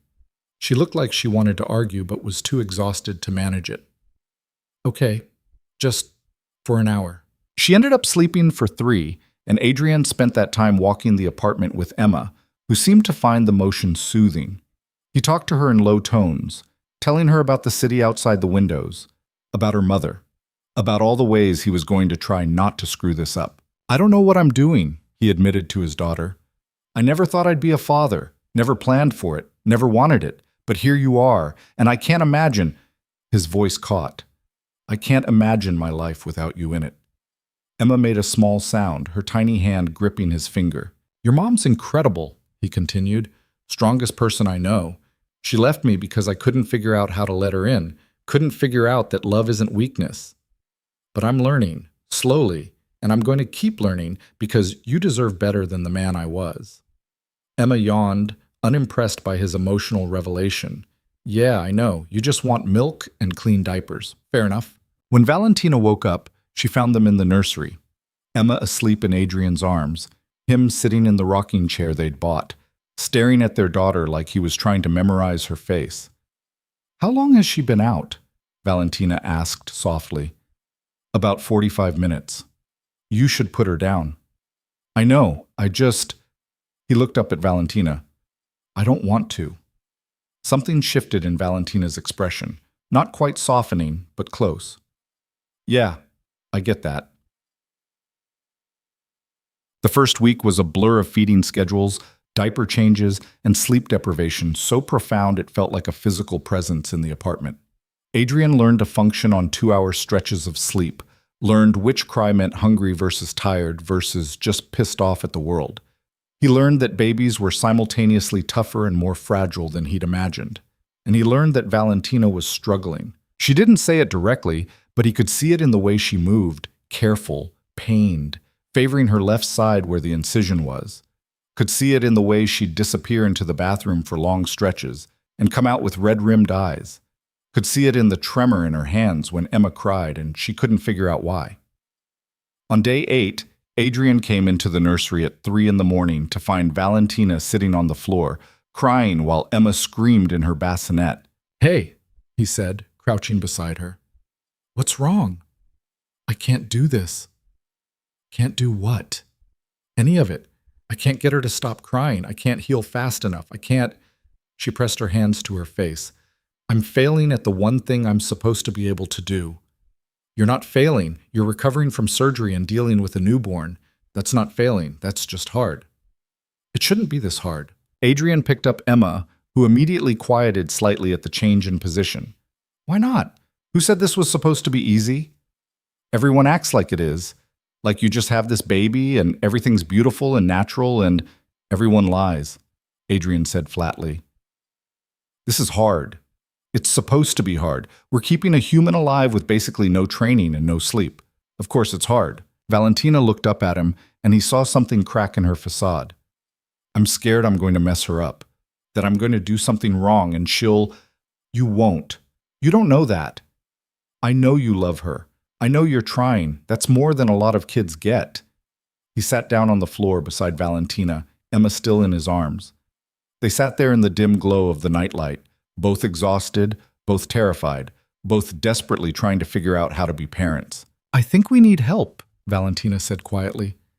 Okay, what kind of help? I don't know. Someone who actually knows what they're doing. A night nurse, maybe? Just for a few weeks, until we get the hang of this. Done. I'll call an agency in the morning. That's expensive. I don't care. Adrian, Valentina, we're both running on fumes. You're recovering from surgery. I'm trying to run a business while learning how to be a father. We need help. There's no shame in that. She leaned her head against his shoulder, and he felt the tension drain out of her slightly. When did you get so reasonable? About 8 days ago, when I realized I had no idea what I was doing and pretending otherwise was stupid. She laughed, tired but genuine. I guess we're both learning. Yeah, we are. The night nurse started 2 days later. Her name was Patricia, 60-something, no nonsense, with 30 years of newborn experience and the confidence of someone who'd seen every possible baby crisis and survived them all. You two look exhausted, she said when Adrian let her in. We are. Good. Go sleep. I've got the night shift. It was the best 8 hours of sleep Adrian had gotten in weeks. He woke to Emma's crying around 7, stumbled out of his bedroom and found Patricia calmly feeding her a bottle while reading something on her tablet. She ate at 4, Patricia said. Diaper change at 5:30. She's been awake for about 20 minutes now. You made that look easy. It gets easier when you're not running on empty. Go shower. I've got her. Over the next week, Patricia became essential. She took the overnight shifts, handled the 3 a.m. feedings, taught Valentina better latching techniques, and showed Adrian how to swaddle so Emma actually stayed wrapped up. She was calm where they were panicked, experienced where they were clueless, and completely unflappable in the face of newborn chaos. You're good parents, she told them on her 5th night. You just needed to give yourselves permission to not know everything. That's generous, Valentina said. We barely know anything. Nobody does. That's the secret they don't tell you. Every parent is just figuring it out as they go. With Patricia handling nights, both Adrian and Valentina could actually sleep, which meant they could think clearly for the first time since Emma was born. And thinking clearly meant having to address the elephant in the room. What happened next? They were living together but not together. Co-parenting but not partnered. Existing in this strange liminal space where neither of them knew what they were to each other anymore. On Emma's 2-week birthday, Valentina brought it up. We need to talk about the living situation, she said. They were in the living room, Emma asleep in the bassinet beside the couch. Adrian had been answering emails on his laptop, but he closed it at Valentina's words. Okay, he said carefully. This was supposed to be temporary, until the baby came. But she's here now, and I don't know... She paused, choosing her words. I don't know what the plan is. What do you want the plan to be? I asked you first. Fair enough. Adrian set the laptop aside, giving her his full attention. I want you to stay, both of you. Not just until you find your own place, but permanently, if you want. Adrian, I know we're not together. I know we're still figuring out how to be in each other's lives, but Emma needs stability, and this... He gestured around the apartment. This works. We're working. As parents, as roommates, whatever you want to call it. What about when you start dating someone, or I do? This arrangement gets complicated fast. So we'll handle it when it happens. But right now I think Emma needs us both under the same roof. Don't you? Valentina was quiet for a long moment, looking at their daughter sleeping peacefully. What if we mess her up? What if growing up with parents who aren't together but live together confuses her? What if it doesn't? What if she just grows up knowing she's loved by both of us, and that's enough? You make it sound simple. Maybe it is. Maybe we're overcomplicating it. She smiled slightly. You've changed. Yeah? The old you would have made a decision and expected me to fall in line. You wouldn't have asked what I wanted. The old me was an idiot who lost his wife because he couldn't figure out how to be a partner. And the new you? Adrian met her eyes. The new me is trying to do better. For Emma. For you, if you'll let me. And if that means living as roommates co-parenting our daughter, I'll take it. Because being in your life in any capacity is better than not being in it at all. Valentina looked away, but not before he saw her eyes getting wet. I need time to figure out what I want. Take all the time you need. And we need boundaries, clear ones, about privacy, about dating, about everything. Agreed. And if this stops working, if it becomes too complicated or too hard, we revisit. No guilt, no pressure. Deal. She turned back to him. Okay, then we'll try it. See how it goes. Relief flooded through him, stronger than he'd expected. Okay. They sat there in this quiet apartment, their daughter sleeping between them, and for the first time in months, Adrian felt like maybe, possibly, they were building something that could last. 2 days later, Julian called. We found him, Julian said without preamble. The guy watching your building. Adrian stepped out onto the balcony, closing the door behind him so Valentina wouldn't hear. Who is it? Marcus Chen, works for the Rodriguez operation out of Tacoma. Low-level surveillance, probably just gathering intel. Adrian's jaw tightened. Rodriguez. He'd cut ties with them 6 months ago when they wanted to expand into territory Adrian considered too high risk. Apparently they were still holding a grudge. What do they want? Best guess? They heard you were stepping back from operations and wanted to see if it was real. Sent Chen to watch, see if there were any vulnerabilities they could exploit. And he saw Valentina. Probably. Building's not exactly secure, easy to stake out. Adrian's hands curled into fists. Where's Chen now? We've got him. Picked him up this morning. He's in the warehouse on 2nd Avenue, waiting for you to decide what to do with him. The old Adrian would have already been on his way. Would have made Chen an example, sent a message back to Rodriguez that touching his family was signing a death warrant. Would have handled it with the kind of brutal efficiency that kept people from testing him in the first place. But the new Adrian, the one trying to be someone his daughter could be proud of, didn't know what to do. I'll be there in an hour, he said finally. When he went back inside, Valentina was feeding Emma on the couch. I have to go out for a bit, Adrian said. Business thing. Patricia's here if you need anything. Valentina looked up, and something in her expression sharpened. What kind of business? Nothing you need to worry about. Adrian, I'll be back before dinner. I promise. He left before she could push further, before she could ask questions he didn't want to answer. Because the truth was, he didn't know what he was going to do with Marcus Chen. Didn't know if he could still be the man who solved problems with violence or if he had to find another way. The warehouse was exactly what you'd expect. Concrete floors, bad lighting, and Marcus Chen tied to a chair in the middle of the empty space. Julian was there, along with 2 other men Adrian trusted. Chen looked up as Adrian approached. He was young, maybe 25, trying to look tough, but failing to hide the fear in his eyes. Mr. Calloway, Chen said, I was just doing a job. Nothing personal. Whose job? I don't know what... Adrian moved fast, grabbing the chair and slamming it backward until Chen was staring at the ceiling and Adrian's face was inches from his. I asked whose job? Rodriguez. Carlos Rodriguez. He wanted intel on whether you were really stepping back or if it was a play. And what did you tell him? Nothing yet. I was just watching, I swear. I didn't even file a report. Adrian held Chen's gaze for a long moment, seeing the terror there. This kid was nobody, just a low-level grunt doing what he was told. Killing him would send a message, sure, but it would also make Adrian exactly the man he was trying not to be. He let go of the chair, letting it slam back upright. Tell Rodriguez this, Adrian said quietly. I'm out. Completely out. What I do with my life is none of his concern. But if he sends anyone near my family again, if I even hear a rumor that he's thinking about it, I will make it my concern, and I won't be stepping back anymore. Do you understand? Chen nodded frantically. Yes, I understand. Good. Adrian turned to Julian. Let him go. Julian raised an eyebrow. You sure? I'm sure. And make sure Rodriguez gets the message, loud and clear. What about making an example? We just did. Chen goes back alive and tells Rodriguez I'm not playing games. That's the example. Julian looked like he wanted to argue, but he nodded. Your call. Adrian walked out of the warehouse feeling strange, like he'd just failed some test or passed one and wasn't sure which. The old him would have handled this differently, would have made sure Rodriguez never even thought about crossing that line again.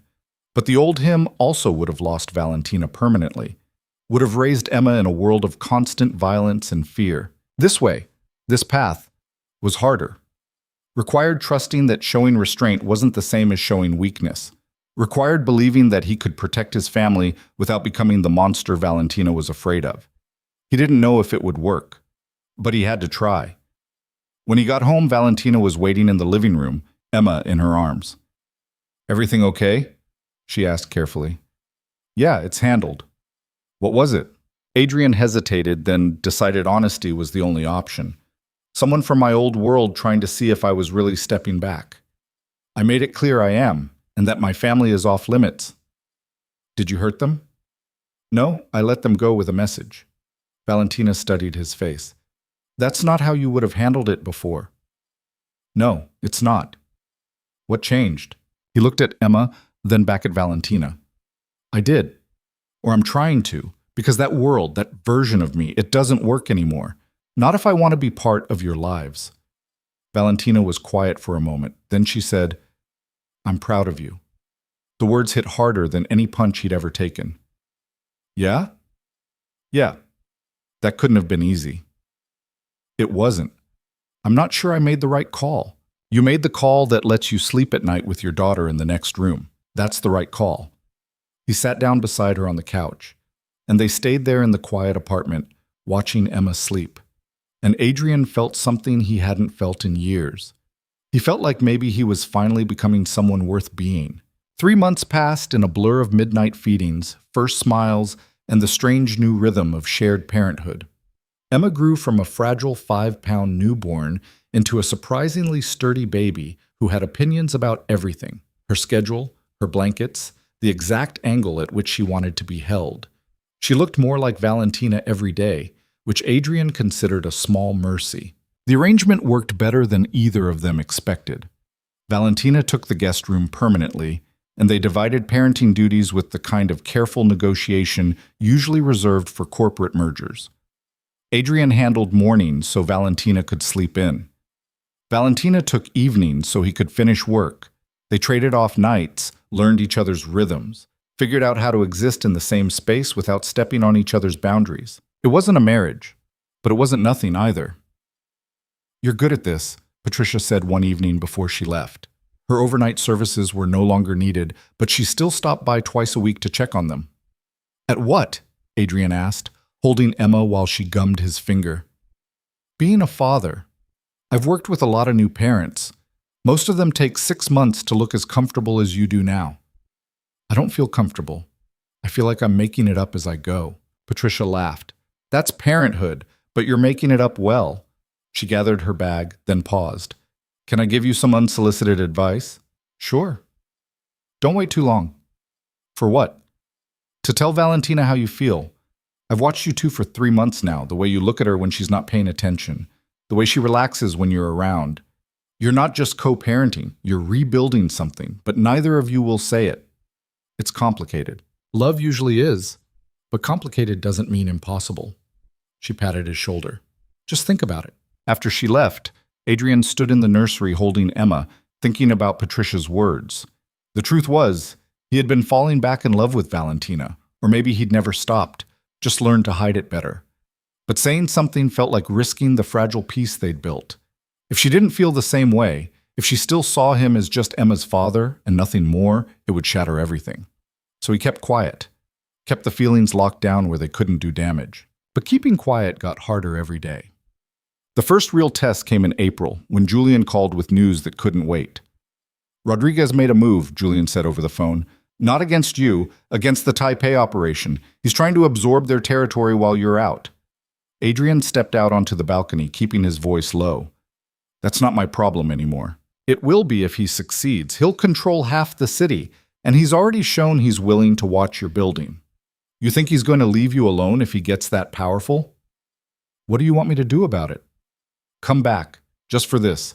Help me manage the situation before it turns into a war. No. Adrian, I said no.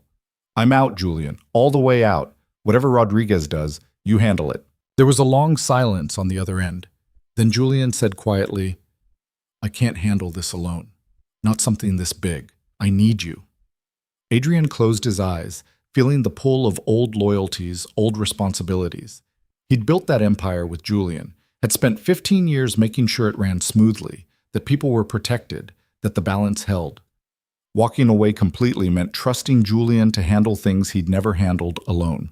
I can't, Adrian said. I have a daughter now, a life that doesn't include that world. One meeting, that's all I'm asking. You come, you help me strategize, you go home. No violence, no direct involvement, just your brain for 2 hours. Julian, please. I wouldn't ask if I had another option. Adrian thought about Valentina, about the promise he'd made to become someone different. Thought about Emma, asleep in her nursery, who deserved a father who didn't bring danger home. But he also thought about Julian, who'd been loyal through everything, who'd taken on the burden of running an empire so Adrian could have this life. One meeting, Adrian said finally. 2 hours, Max, and then I'm done. Thank you. When Adrian went back inside, Valentina was in the kitchen making tea. She took one look at his face and said, What's wrong? Julian needs my help with something. Just a meeting, nothing dangerous. About your old business. Yeah. She set down her mug. I thought you were out. I am, but someone's making a move that could destabilize things, and Julian needs advice on how to handle it. Can he figure it out himself? He could, but people might get hurt if he gets it wrong. Valentina was quiet for a moment, and Adrian could see her working through it. The calculation of risk versus loyalty, safety versus responsibility. Will you be safe? She asked finally. It's just a meeting, conference room, no weapons, neutral territory. That's not what I asked. He met her eyes. I'll be as safe as I can be. That's not very reassuring. It's the truth. I can't promise nothing will ever touch me from that world. I can only promise I'm doing everything I can to keep it away from here, from you and Emma. She searched his face, looking for something. Then she nodded slowly. Okay, but if this becomes a regular thing, if you get pulled back in, I won't. This is a one-time thing, I promise. Adrian, you can't keep promises like that. Not about this. She was right, and they both knew it, because the truth was, you never really left that world. You just put distance between yourself and it, and hoped the distance was enough. The meeting was in a private room at a restaurant in Belltown, neutral territory that both sides had agreed on. Julian was already there when Adrian arrived, along with representatives from the Taipei operation and 2 men Adrian recognized from Rodriguez's crew. Glad you could make it, Julian said, relief evident in his voice. 2 hours, Adrian reminded him. That's all I've got. The meeting was tense from the start. Rodriguez's men wanted to expand into territory that had been neutral for years. The Taipei operation wasn't willing to give it up without a fight, and Julian was caught in the middle trying to broker peace while maintaining the balance that kept everyone profitable. Adrian listened for the first 30 minutes, saying nothing, just watching the dynamics, reading the room, seeing where the real pressure points were. Then he spoke. This isn't about territory, he said. It's about respect. Rodriguez feels like he's been pushed aside, and he's making a play to prove he's still relevant. Taipei's worried that giving an inch means losing everything. Neither side actually wants war. You just want to know you're not being taken advantage of. The Rodriguez representative bristled. We don't need respect, we need expansion. You need both. And you're not getting either by starting a war that'll cost you more than you'll gain. Adrian turned to the Taipei rep. And you need to stop acting like Rodriguez is trying to destroy you. He's trying to grow. That's not personal. It's personal when he's threatening our operations, the Taipei rep shot back. He's not threatening. He's posturing. There's a difference. For the next hour, Adrian walked them through a compromise. Territory swaps that gave Rodriguez room to expand without actually taking anything from Taipei. New agreements on profit sharing that made both sides feel like they were winning. A framework for communication that would prevent this kind of standoff in the future. It wasn't perfect, but it was enough to avoid bloodshed. When the meeting ended, Julian walked Adrian out to his car. You're still the best at this, Julian said. I'm also done with it. That was the last time, Julian. I know, and I appreciate it. But you should know, Rodriguez asked about you, about whether you were really out or just pretending. What did you tell him? That you're focused on your family now, that the empire doesn't interest you anymore. And did he believe you? Julian shrugged. Doesn't matter if he believes it. Matters if it's true. Adrian got in his car and drove home, and the whole way he thought about how easy it had been to slip back into that role. How natural it felt to strategize, negotiate, manage conflicts. How much he'd missed the clarity of it, the straightforward logic of power dynamics and territorial disputes. But he'd also thought about Emma, about missing her bedtime because he was in a meeting with criminals, about the risk of bringing that world even slightly closer to his home. When he got back to the penthouse, it was past 8. Valentina was on the couch with Emma, reading her a board book about farm animals, even though Emma was clearly too young to understand. How'd it go? Valentina asked. Fine, it's handled. And you're really done now? Adrian sat down beside them, and Emma immediately reached for him. He took her, settled her against his chest, and felt the tension from the last 3 hours drain away. Yeah, he said, I'm really done. Valentina studied him. You're good at it, the whole strategy thing. I could see it when we were married. How you'd come home from meetings energized, like you'd just solved a puzzle. Doesn't mean I should keep doing it. Maybe not, but it's part of who you are. You can't just pretend it doesn't exist. What are you saying? She set down the book. I'm saying that becoming someone different doesn't mean erasing who you were. It means taking the good parts and letting go of the bad. And your brain, the way you think, the way you solve problems, that's not bad. It's just powerful. The question is what you do with it. Adrian looked at his daughter, then at Valentina. I'm doing this, Emma, you, building something that isn't about power or control. And that's enough for you? It has to be. But is it? The question hung there, honest and uncomfortable, because the truth was, Adrian didn't know. He was trying to be someone different, someone better. But Patricia was right. He was rebuilding something with Valentina, something that felt fragile and precious, and he didn't know if the man he was becoming could sustain both a family and the part of himself that had always been drawn to strategy and power. I don't know, he admitted. I'm figuring it out. Valentina reached over and took his hand, the first time she'd initiated contact like that since Emma was born. Then let's figure it out together. 2 weeks later, Rodriguez sent a message. Not a threat, an invitation. He wanted to meet with Adrian directly, discuss a business opportunity. Julian brought it to him with an apologetic expression. You don't have to go, Julian said. What's the opportunity? He's looking to legitimize some of his operations, wants your expertise on the legal side, setting up fronts, moving money cleanly, basically asking you to consult. For how much? Julian named a figure that made Adrian's eyebrows rise. That's generous. That's suspicious. He's testing you, seeing if you're really out or if the right offer brings you back. Adrian thought about it. The money would be useful. He'd liquidated most of his illegal assets during the transition, and while he wasn't hurting financially, he also wasn't sitting on the kind of wealth he'd had before. More importantly, consulting on legitimizing operations wasn't the same as running them. It was using his skills without actually being part of that world. But it was also a door, and once you opened a door, it was hard to close it again. Tell him no, Adrian said. You sure? That's a lot of money for what's basically advisory work. I'm sure. I'm not opening that door, not even a crack. Julian nodded, but there was something in his expression, respect maybe, or relief. Good. Because between you and me, I think Rodriguez is trying to pull you back in, and I don't want to see you lose what you've built here. After Julian left, Adrian stood on the balcony watching the city and thought about doors and choices and the kind of man he wanted to be. The old him would have taken the meeting, at least. Would have been curious enough to hear Rodriguez out, smart enough to leverage it into something useful. But the new him, the one trying to be a father Emma could be proud of, knew that some doors needed to stay closed. He found Valentina in the nursery, changing Emma's diaper while singing softly. She looked up when he came in. Rodriguez offered me a consulting job, Adrian said. A lot of money for not much work. Valentina's hands paused. And? I said no. Why? Because it's a door I don't want to open. Because the second I start consulting, I'm back in that world. And I promised you I was out. She finished with the diaper, picked Emma up, and turned to face him.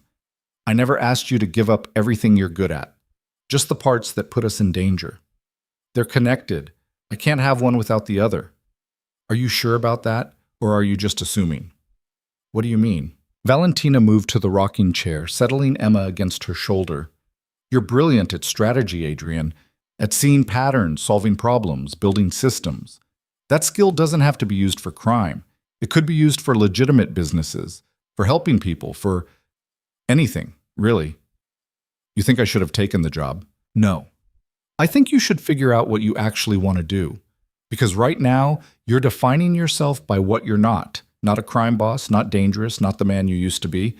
But who are you? What do you want to build? It was a question Adrian had been avoiding for months. Because the truth was, he didn't know.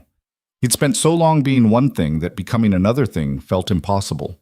He was adrift, untethered, trying to fill his days with fatherhood and hoping it would be enough. I don't know, he said quietly. Then maybe it's time to figure it out. Not for me, not for Emma, for you. That conversation gnawed at Adrian for days. He started paying attention to what actually interested him, what made him feel useful beyond just being Emma's father. And he realized something. He liked helping people solve problems. He liked taking chaotic situations and finding elegant solutions. He liked strategy, structure, building systems that worked. He just didn't like the violence that had always come with it. So he started small. One of the legitimate businesses he still owned, a shipping logistics company, was struggling with efficiency issues. Adrian spent a week diving into the data, restructuring their routes, streamlining their processes. Within a month, they'd cut costs by 20% and increased delivery speed by 15%. The CEO called him personally to thank him. I don't know what you did, the CEO said, but whatever it is, we need more of it. Just applied some basic operational strategy. Well, if you ever want to consult for other companies, let me know. I know at least 5 CEOs who'd kill for this kind of insight. The word consult stuck with Adrian, because that's what he'd been doing, consulting. Using his skills to solve legitimate problems for legitimate businesses. No crime, no violence, no danger. Just pure strategy. He mentioned it to Valentina that night. I think I might start a consulting firm, he said. She looked up from her laptop. Yeah? Operational strategy for businesses that need help with efficiency, logistics, problem solving. I'm good at it, it's completely legal, and it's something you actually want to do, Valentina finished. Yeah. She smiled. A real smile. The kind he hadn't seen directed at him in almost a year. I think that's perfect. You do? Adrian, you've spent the last 6 months trying to figure out how to be someone you're not. But the truth is, you don't need to be someone different. You just need to use who you are in a different way. She gestured at the laptop where he'd pulled up notes about the shipping company. This is you being you, just without the criminal enterprise attached. He sat down beside her, feeling something click into place. I'm terrified of failing, of starting something and realizing I'm only good at the illegal stuff. Then you fail, and you try something else. That's how normal people live, Adrian. They try things, fail, adjust. You're allowed to be normal. I don't know how to be normal. Neither do I.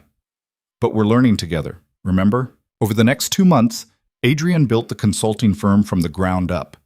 He registered the LLC, created a website, reached out to contacts in the legitimate business world. Word spread fast. Turns out, a lot of companies needed the kind of strategic thinking Adrian offered. Within weeks, he had 3 clients. Within 2 months, he had 8. The work was challenging in ways his old life hadn't been. There was no coercion, no fear keeping people in line. Just the quality of his ideas and the results he could deliver. Some clients loved him. Others fired him when his recommendations were too aggressive. But for the first time in his life, Adrian was building something that wouldn't destroy him or the people he loved. And watching him come alive again. Watching him get excited about solving problems.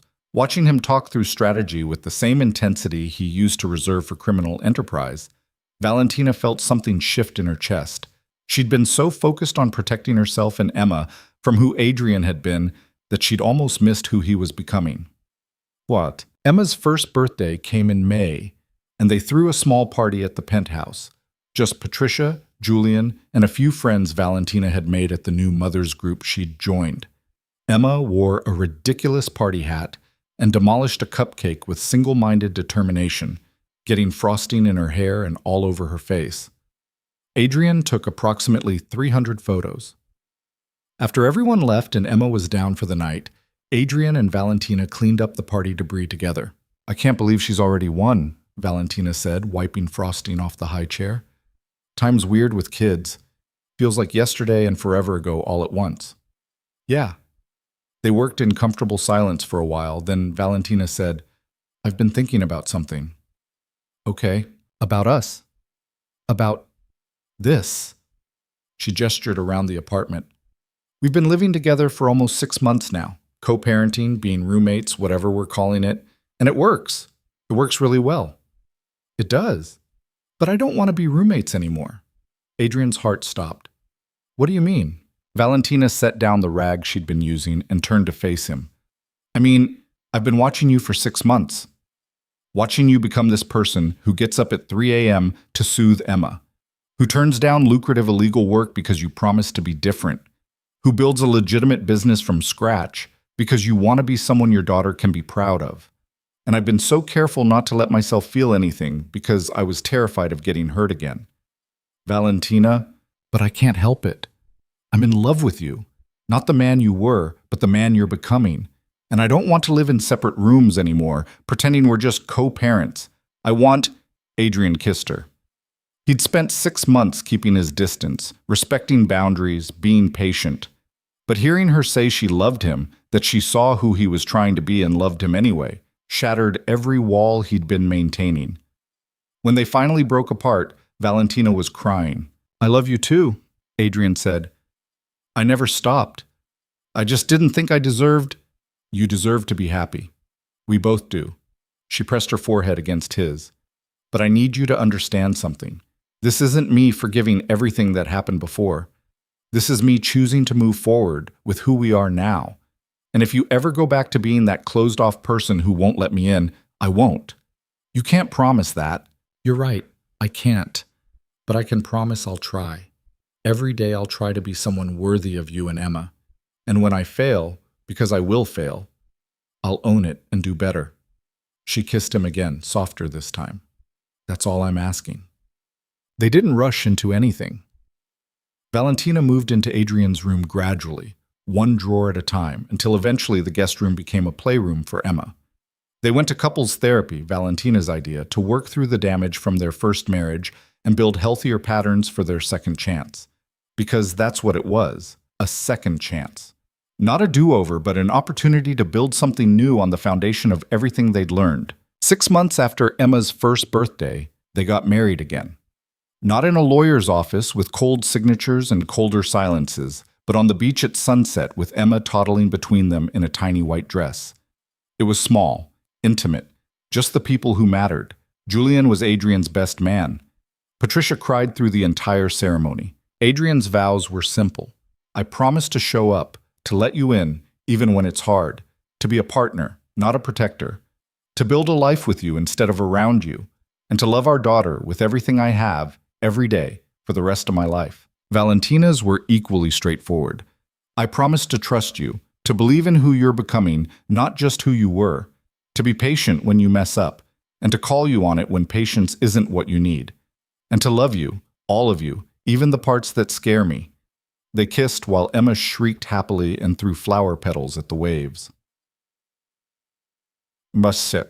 A year later, Adrian's consulting firm had grown to 15 employees and a reputation for solving impossible problems. He'd completely severed ties with his old world. Julian ran the remains of the empire independently now, and they'd transitioned from partners to friends who met for coffee once a month and never discussed business. Valentina went back to school, pursuing a degree in social work. She wanted to help women in situations like hers had been, trapped, isolated, struggling to leave dangerous relationships. It was hard work, emotionally draining, but she was good at it. She understood what those women needed in ways someone who'd only read about it never could. Emma turned 2, then 3. She learned to talk, to run, to ask why approximately 6,000 times a day. She had Valentina's dark eyes and Adrian's stubborn streak, and she was absolutely certain the world revolved around her. Adrian didn't disagree. On Emma's third birthday, as they watched her play with the other kids at her party, Valentina leaned against Adrian's shoulder. "We did good," she said. "We did." "I mean it. Look at her. She's happy, secure.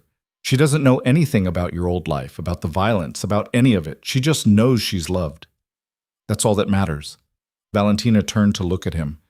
"Do you ever miss it? The power, the control, the everything?" Adrian thought about it honestly. "Sometimes. When I'm stuck in a traffic jam or dealing with a difficult client, part of me thinks about how much simpler it was when I could just handle things. But then I come home to you and Emma, and I remember why I left. Power is addictive, but it's also empty. This," he gestured at Emma, at the party, at their life. "This is real." "No regrets?" "Only one. That I didn't become this person sooner. That I wasted 3 years of our marriage being someone you couldn't trust. You're here now. That's what counts." 5 years after that moment in the lawyer's office when Valentina had walked away saying, "We don't need you," Adrian stood in the backyard of the house they'd bought in Queen Anne, watching Emma play with her little brother, James, 18 months old, who'd inherited Valentina's stubbornness and Adrian's intensity in equal measure. Julian stopped by that afternoon, bringing a gift for James's birthday next week. "You look domestic," Julian said, watching Adrian chase James around the yard. "I am domestic. It's weird. Good weird, but weird. How's business?" "Stable. Boring, honestly. Nothing like when you were running things." "Boring is good." "Yeah, I'm learning that." Julian watched Emma show James how to kick a soccer ball. "You ever think about coming back? Just as an advisor, nothing hands-on?" "No? Not even for old time's sake?" "Julian, I'm 42 years old, I have 2 kids, a wife I actually like, and a business that doesn't require me to look over my shoulder. Why would I go back?" Julian smiled. "Just checking. Making sure you're really happy." "I am. For the first time in my life, I actually am." After Julian left, Valentina came outside with lemonade and sat beside Adrian on the porch steps. "What were you two talking about?" she asked. "He asked if I missed it, the old life." And I told him the truth, that I'm happier now than I ever was then." Valentina took his hand. "You know what I realized the other day? When you first asked for the divorce, I thought my life was over. I thought I'd failed at marriage, at building a life, at everything.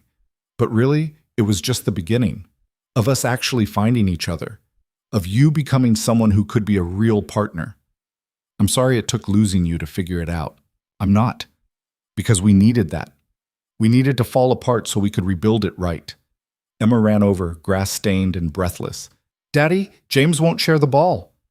"That's because he's 18 months old and doesn't understand sharing yet. That's not fair." "Life rarely is, sweetheart, but you're bigger and smarter, so you figure out how to make it work anyway." Emma considered this, then ran back to her brother and started building him a tower of blocks so she could play with the ball. Problem solved. Adrian watched his daughter demonstrate more emotional intelligence at 3 years old than he'd had at 30 and felt something settle in his chest. Not satisfaction exactly, more like peace. The knowledge that he'd made the right choices, painful as they'd been, that becoming someone different had been worth it. "You're crying," Valentina said softly. "I'm not crying. I have allergies. It's January. Nothing's blooming. Then I'm crying. Sue me." She kissed his cheek. "I love you. I love you too." They sat there on the porch steps watching their children play in the fading afternoon light, and Adrian understood something fundamental about the human capacity for change. People always said you couldn't change who you were at your core, but that wasn't quite true. You couldn't erase your past or pretend you'd never been someone different, but you could choose every single day to be better than you were yesterday, to use your strengths for construction instead of destruction, to let the people you loved see you, really see you, instead of hiding behind walls of control and fear. Change wasn't easy. It wasn't clean. It required failing repeatedly, apologizing sincerely, and showing up consistently even when you had no idea what you were doing. But it was possible. And sometimes, if you were lucky enough and stubborn enough and loved deeply enough, it was worth it. Emma came running back over, this time with James toddling behind her. Daddy, can we have ice cream? It's 4 o'clock. So? So your mother will kill me if I give you sugar before dinner. Valentina laughed. I can hear you, you know. See? Your mother has supersonic hearing. It's very inconvenient. Please? Emma deployed the puppy dog eyes she'd been perfecting. Adrian looked at Valentina, who shrugged. Small portions, and they have to eat all their vegetables at dinner. Deal! They went inside and Adrian scooped ice cream into tiny bowls while Valentina got James settled in his high chair. It was mundane, ordinary, the kind of moment that wouldn't make a good story. But it was everything. It was the life Adrian had built from the ruins of who he'd been. It was proof that people could change, that love could survive failure, that second chances were real if you were willing to do the work. That night, after the kids were asleep and Valentina was reading in bed, Adrian stood in Emma's doorway watching her sleep. She had her stuffed elephant clutched in one arm, her face peaceful and trusting. She'd never know about his old life. Would never have to wonder if the father she loved was also the man who'd done terrible things. She'd just grow up knowing she was safe, loved, and free to be whoever she wanted to be. And in the end, that was what mattered. Not the empire Adrian had built, or the power he'd wielded. Not even the dramatic transformation from crime boss to consultant. Just this, a small person sleeping peacefully because she trusted the world around her. Because the people who loved her had chosen every single day to be worthy of that trust. Valentina appeared beside him, slipping her hand into his. Par. She's getting so big, Valentina whispered. I know. It's terrifying. You're going to be one of those dads who cries when she goes to kindergarten, aren't you? Absolutely. I'm going to be a mess. Good. Me too. They stood there together, watching their daughter sleep, and Adrian thought about that moment in the lawyer's office when Valentina had said, "We don't need you." How much those words had stung. How completely he'd misunderstood them. She'd been right. They hadn't needed the man he was then, closed off, controlled, more committed to his empire than his family. But they needed the man he'd become. The one who showed up, who stayed, who chose them over power every single day. And standing there with his wife's hand in his children safe and sleeping, Adrian finally understood what he'd been searching for his entire life. Not control, not power, not the security that came from being feared. Just this messy, imperfect, beautiful life built on trust and consistency and showing up even when you didn't know what you were doing. It was enough, more than enough. It was everything.